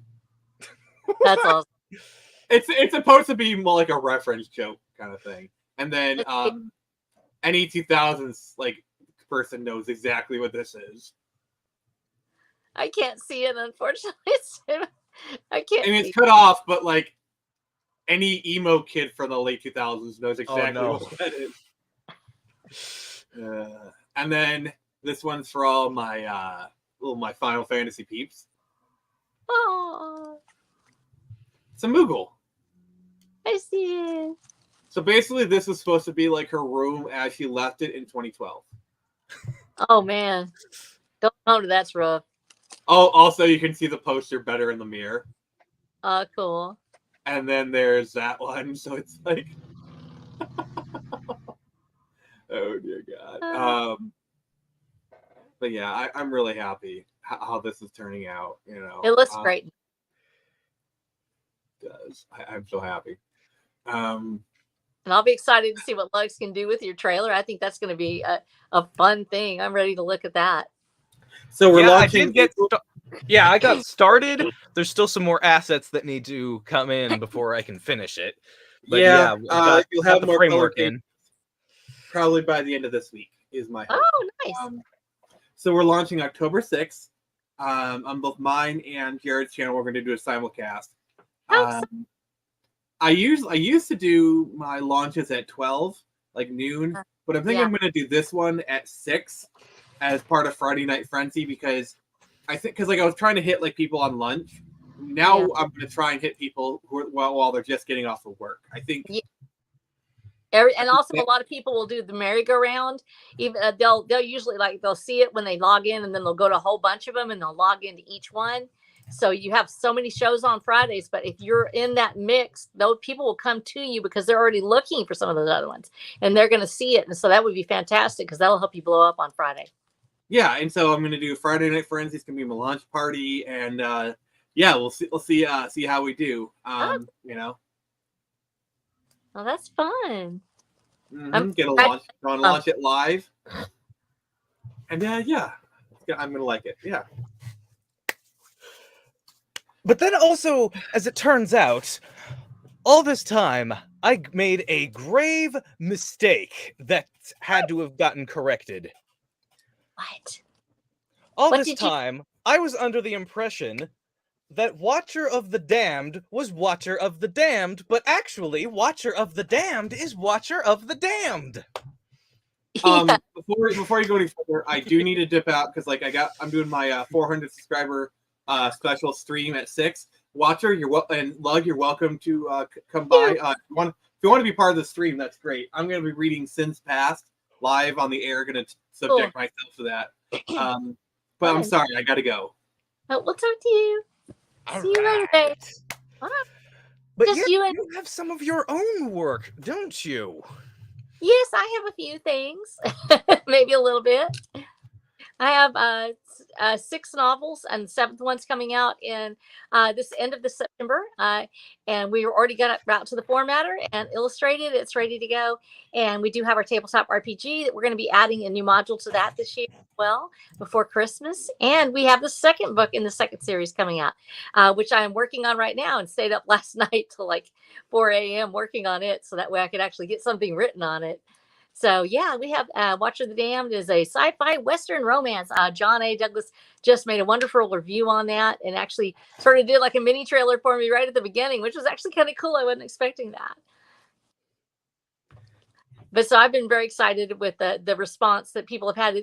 It's not a comic. I want it to be a comic. Actually, I fully intend for it to be a graphic novel or a comic, and it will be done in several installments, obviously, because it's a very long-running series. The series itself is several books long, but people, when they were talking to me, people are hungry for something that's along the lines of Conan the Barbarian, where you have a series of books that takes place. And me having read the entire series of Conan the Barbarian and having read Lord of the Rings and lots of long-running series, I'm a fan of long-running series. There is an end to the arc, so you won't have that horrible feeling when you realize that the author has written way past their ability to deliver. I do have an ending to it, and I'm going to stick to it. I've already, every time I write a series, I actually already have the series completely finished. When I write the first book, I do have the arc already finished for that series, and so I stick to it. I'm very faithful to that, and so I've already got the series all pretty much in my head finished out. I've just got to get it on paper, and that will be completed by Christmas of next year, and then we will start on the 3rd and last series of Watcher of the Damned, which is Watcher, Wanderer, and finally Warlord. Can I just say that I went into this not quite certain what it'd be, but Watcher of the Damned. That has got to be one of the coolest sounding titles I have ever heard in my entire life. Thank you. I appreciate that. I worked hard on it. I knew from the very beginning he was the Watcher. That's what he was called. In fact, he really didn't have a name when I first wrote it down, and we don't actually hear his name for a long time in the book. He's just known as the Watcher. And we start off at a very, insular moment at the beginning of the book. And who is he? What does he do? He's Watcher. He's of the Damned. The Damned is the group of people that he belongs to. He is a member of a survivor society after a post-apocalyptic virus wipes out almost all the women and 90% of the rest of the world's population. And so he is the members that are left that are not part of the elites that once ruled the world are called the Damned. And so he is Watcher of the Damned. But yeah, once I was hearing that title, I was like, this is some books she's been writing. I gotta know what this is. Like, what is this refer to something Gregorian? I gotta find out what this is. Well, I guess in some ways it is it's because it's spraying from an original vision that I had. I wasn't trying to say, hey, I'm going to sit down and write a book. I had no intention of writing a book. I had no intention of writing anything. I write poetry and I write short, articles usually. And I write in response to other people writing. But I've written political articles in the past, investigative material, but I had never sat down and written anything probably longer than a few pages. And so I had a vision of a man chained at a gate, hopeless and feeling like life was passing him by. And he wanted so much more and he was willing to fight for so much more, but he wondered if it would even matter anymore because the world had gotten to a point where it seems like it no longer would help to fight back. And he was frankly in chains, not just because of the chain around his neck, but because of the chains that bound him to family and of the chains that bound him to his own spirituality, his addiction to a drug that was introduced to him. And so he has to fight back and he has a vision of a child. And there are no children in this world. This world is a dying world, alone and brutal, and the lights are flickering out. There's no longer the infrastructure. Tech is dying everywhere if you have it at all. And he has a vision of a child and it sets him on a course towards his own freedom and his own fulfillment. And when I had that vision of that picture of who it was a completely new image for me. It didn't really fit in with it's science fiction. And it's also cyberpunk, but it's also biopunk. And it is very also much a romance. And it doesn't fit in neatly into any one box. And in fact, when I brought it to my reader, she said the closest comp she could find it was Dark Tower and Firefly. She loved Firefly, and she said it was very close to what she was seeing in that genre, when the genres were blurred between the lines. We don't know where to put it. So it's really sort of a book that's hard to categorize, making it difficult in some ways to actually market it. But it is very much a Western in feeling. It is a love story to Texas, as John Douglas said, and as Katie from Periapsis Press had said. Blaine Pardoe loved the book, gave it 5 stars, and he was the one that wrote BattleTech and is now writing Land and Sea and other great novels. And he loved it so much, he actually gave me a platform to talk about it. And he said the same thing. It blurs those lines. You no longer have it's just a science fiction novel or just a Western. It is a epic post-apocalyptic sci-fi Western romance. And so people ask me, what's your book about? That's the closest thing I could say. It's about what's going to happen to all of us. If the Georgia Guidestones became reality, if what the powers that be have planned for us really came true, this is a story about that and about how we can overcome that darkness. But yeah, I've actually been hoping to start covering some of these novels myself. Like I've taken to independent comics on my channel, so and thinking I want to cover some novels too, and yeah, some of the in the whole indie Iron Age sphere, like who's putting stuff out? I think the Critical Drinker is putting something out, but who else? And then out of the blue, suddenly, like between you and John Douglas, suddenly now I have more options than I know what to do with. Well, that's the thing, and we want to make sure that people realize novels can feel very intimidating. I am a person that when I invest myself in a book, I want to love it because I realize it's not just like a movie where you have 2 hours and you're done. This is weeks out of your life, sometimes months or even years. I've known people that George R.R. Martin writing his series and then never finishing it. People rage quitting because they're like, I'm not going to read because I wasted so much time waiting for this person to create this piece of work. And it's a great compliment that they love your stuff so much that they're waiting for you. And so you need to finish these things. And so one of the things that we decided, my publicist and I, is that we were going to finish the series before we ever actually marketed it. And this is a huge series. So I started it and I was so shocked to find it. People are actually reading it. They're reading it already. And so I feel this a very huge obligation to get this series done and to find a way to get in front of people. But I don't want it to be intimidating. When you pick up something, if you love it, you'll want to read it. If you want to read my series, I promise I'm not going to punish you by not finishing the series or by doing something horrible to the characters that you love. they will go through some tough times. They're going to have a hard time. Some of your characters are going to do some things that you may not be proud of, or that you may feel like, why did they do that? Keep reading, because I promise you that I am not going to let these characters, they may break your heart, but they will not break your spirit. And I wanted to give that to my readers. So I want to let them know that I want them to love it. And it shouldn't be a chore to read. It shouldn't be a punishment to go in and love something and then find out it's never going to be finished, or they tore it apart in front of your eyes. I want you to love it and to enjoy it. And when you put the book down, for you to go, that was a heck of a ride. And I'm so glad I got to meet these people. And now they're a part of my life. And that's what I want for my readers. Yeah, I guess I'm kind of following suit in a sense. Like my own project, I'm trying to make sure I finish writing the entire first arc before the first issue gets published. That is an excellent idea, because it's really easy to want to change what you're doing with your characters based on what your feedback is. And in fact, I had something like that recently. I've gotten really good feedback on the whole series. I've been very excited about that. The feedback I've gotten has been, pretty much 4 and 5 stars. And one of my readers really loved one of my characters, so much so that he wanted it more of that character. And that character, spoiler alert, has to die. That's part of the story. It's what happens. Having written that whole arc, now I've gotten the feedback. They're like, no, I wanted this, and I wanted this thing in the book. And I'm like, keep on reading. I think you'll love it. But I know that I was thinking about it. Oh, gee, if I had been reading this back when I was writing the story, I could see where that would influence me to go, oh, I want to make sure that this character is there. I want to make sure that, that she stays alive.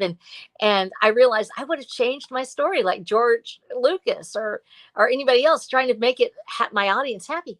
Well, I want you to be happy, but I have to write the story the way it's written. So always write your arc first, and then try to do your very best with it. Do what you feel like these characters would do. But when you start writing to, I'm going to shock my audience, or I'm going to make them happy, or they want more of this person, and I'm just going to give them that, you lose your story. You may make them happy temporarily, but you lose that story that you were given. And I think that writing that whole arc first is a fantastic idea. I would highly recommend it. That way I'll know that you won't change your mind just because I go, I really like that, and then you did this thing. No, read to the end. Read my story. It'll be great. You're going to tell me that. And I'll be, okay, Lux, I'll do it.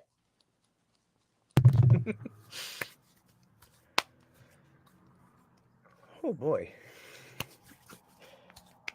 But you've got a lot going on. You've got that. You've got your videography. What's next for you, Lux? I guess finish combing through the revision notes I was given from my editor. I don't know. How many times have I revised this script? It has been a lot. But yeah, there's that. And I guess once that's done, I guess continue back with the latest one, because I have written the scripts to multiple issues, but I'm now going back and revising the first one earlier than I thought I would.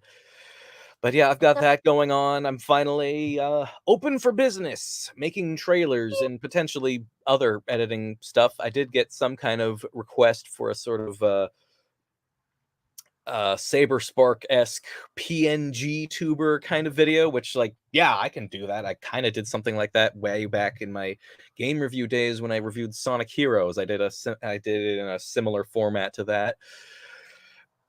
But yeah, there's lots of writing. I'm learning programming and game engine work. Oh, really? I still have yet to find an illustrator. That has been the thing I have been most hung up with. I've got things. I've got an editor. I've got printing and shipping practically locked down, or at least primed and ready in a sense, but the illustrator is just the one final snag I just cannot seem to figure out. Well, of course, man, I have, my son's also a writer. He's actually in Iron Age 1 as Daniel Snow for Fleet of Thesis. He actually was on the cover. And he actually got a lot of hits. I illustrated my own book because I was like, I'm the only one that knows what these things look like. And my cover artist is a whole different thing. She's actually my daughter, actually. And so she was a color person for me. She does color great. She has this big old splashy street art looking style, and I love it. So she did the covers for me. But my son gets a lot of his guys off of DeviantArt, and he got it because he has a big DeviantArt account, and he would go in and people would make the fan art for him, and so he's been using that as a lot of his for illustration. But illustration is tough. And it's one of those things. It's kind of hard. If you do where you some as many book series, depending on what you're wanting with illustration, a lot of book series like especially the young adult ones that we have, or the children's series, they're defined in our minds by the illustrators. Whether you're doing Little House on the Prairie with Garth Williams, or you're doing Conan the Barbarian with Frazetta, it's those illustrators really define our minds. They make us see the characters the way that we want them to be seen. And so the illustrator is paramount. And if you can find one to do all the books in your series, that's fantastic, because that means you're going to have that same feeling all the way through. And I think that's really why I decided to illustrate my own, because I was like, this is a huge series, and I don't know if I can, I knew I couldn't afford to get the illustrations done. And so I'm not the best illustrator in the world. I'm me. I'm not formally trained in any way. And I'm sure people look at my illustrations and go, oh my gosh, this woman has no idea what she's doing. And I'm also half blind. I actually have some vision challenges. I've got a degenerative eye condition. So it may not be the best, but at least it's mine. At least I got it illustrated. And my editor was actually the one that said to go ahead and put the illustrations in the book, because I'd done them for my notes to show her what these characters look like. She's like, well, just put them in. So we did that. And yeah, I wouldn't have been able to find an illustrator, because I can't find somebody for 12 to 18 books. I mean, I would go broke. So if you have a short enough series, that makes a big difference, because then you can get just a few quality illustrations in a book. Makes all the difference. Key scenes, maps, things like that. It really helps. And DeviantArt might be the place to look. There's a lot of really good ones, but we also have Iron Age illustrators with Iron Age Media. There's a stable of them. If you go to Iron Age Media, it's ironage.media. And that's from Richard. I believe, do you know Richard from ironage.media? I don't think so. I want to point you in his direction, because every month he actually has prompts that he puts out for artists, and they turn in their work, and you can see at ironage.media, there'll be the art prompts, and you'll see the different artists that put together work for them. And this is hand drawn. These are things that are made by real humans, and that's nothing against AI art. I know it's really revolutionized making covers for a lot of writers, but ironage.media has been curating some of the best and brightest artists out there in the new Iron Age scene. And I think if you look there, you might find some people that would be willing to work with you and even do the color art and the cover art for you. Just go peek at them. You can actually see it without requesting anything. Just go up to ironage.media and you will see these wonderful works. And in fact, I'm in the back actually as part of Iron Age Circles, and as an author. And I have my work listed there as well, because Richard has done a fantastic job of putting together a community of Iron Age writers and authors and illustrators and even musicians.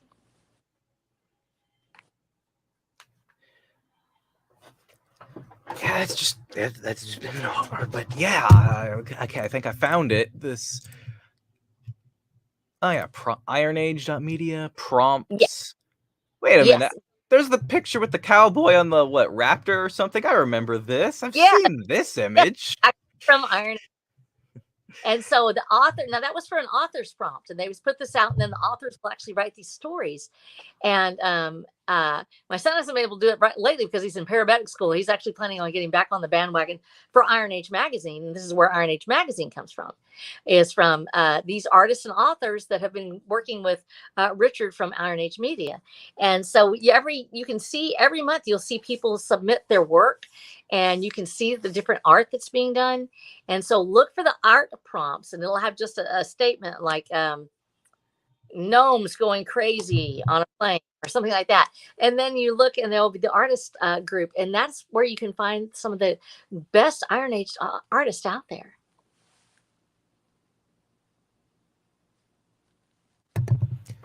Yeah, it's like I was saying, this ain't my first rodeo. I have I know. years of experience in amateur stuff, made picture books in crayon, made webcomics, but this is the biggest step I've taken. I've been accumulating all this experience, and now I'm finally trying to make something more professional with even something a second project in planning stages. I'd love to do like what Phoenix has started doing, where like after 3 books, start a second series to run in tandem.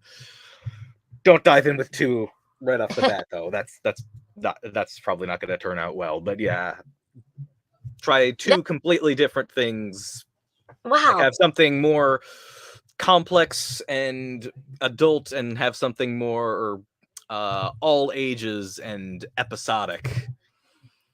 Let's change your way of thinking for just a minute. You're not just trying; you're actually doing it. You're doing it right now. This is moved beyond try. You are now doing it. You are now an Iron Age author, Lugs. You are creating.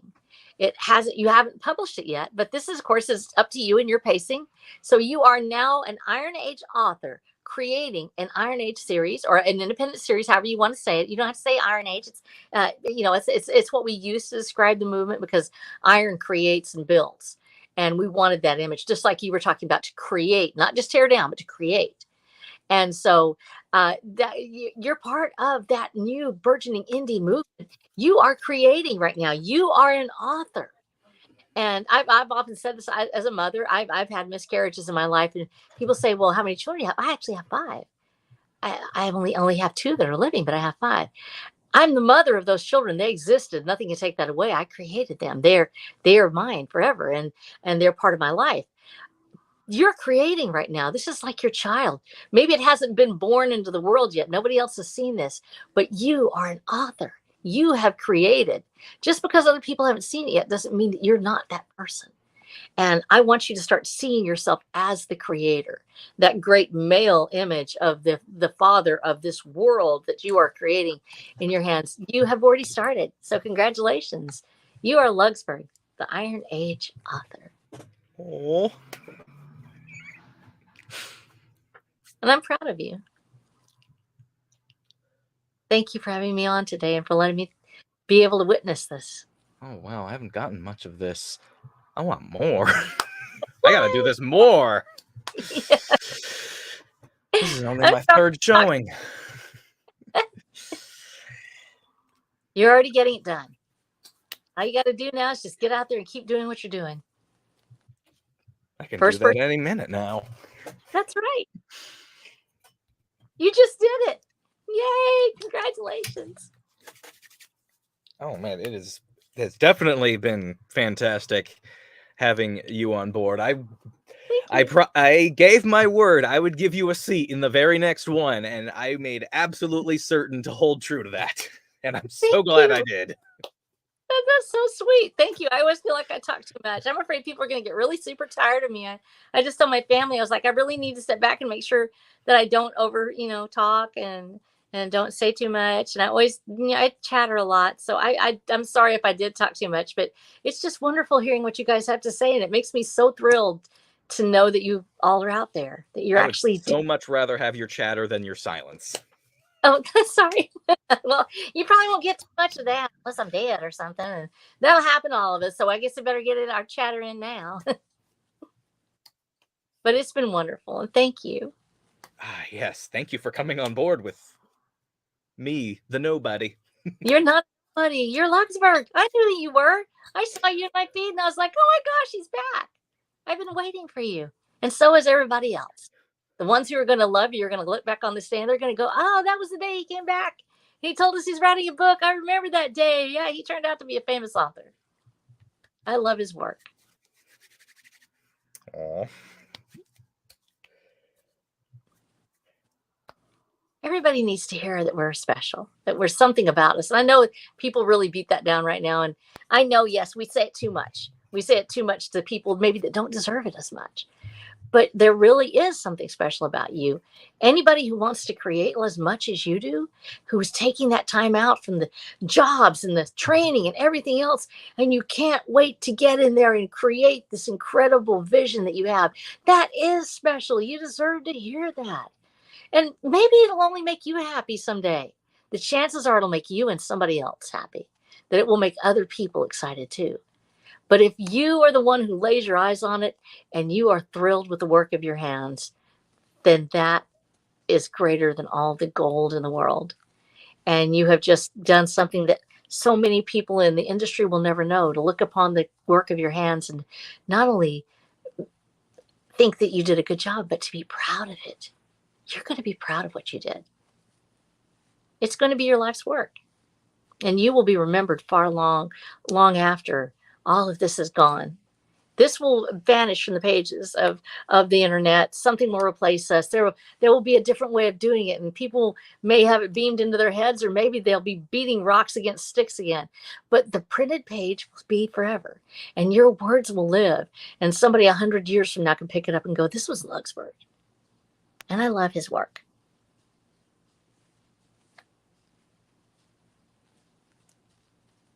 Keep on being awesome. I'm so glad I had you on board. I am definitely keeping a seat warm for you for the foreseeable future. I appreciate you. Thank you so much. That's so sweet. You make me feel like I'm not completely boring.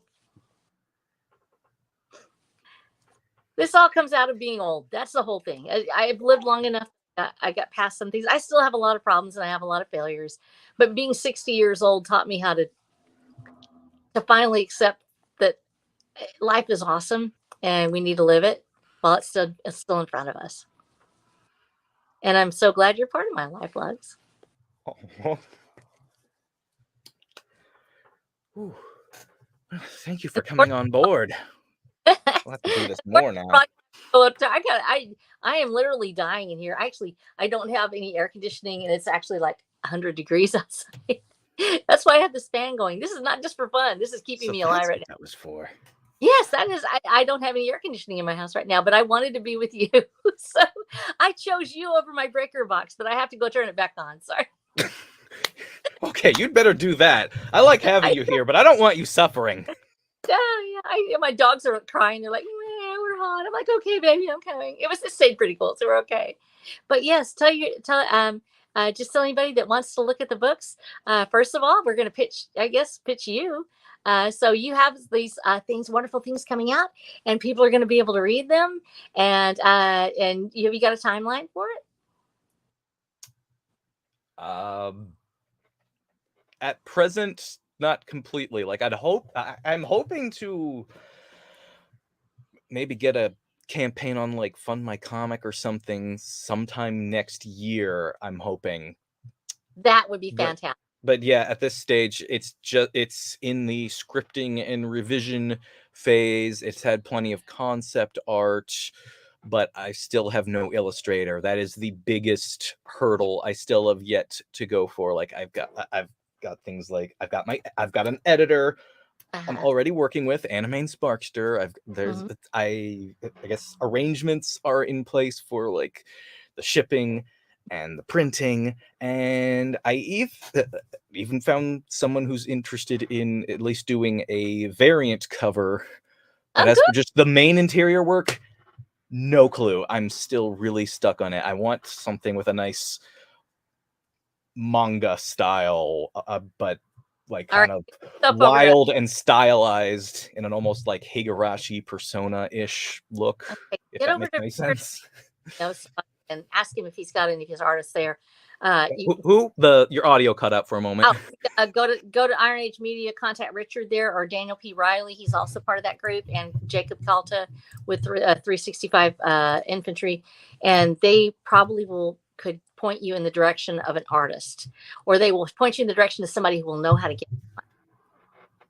And that means that this time next year, we're going to be talking about your new campaign.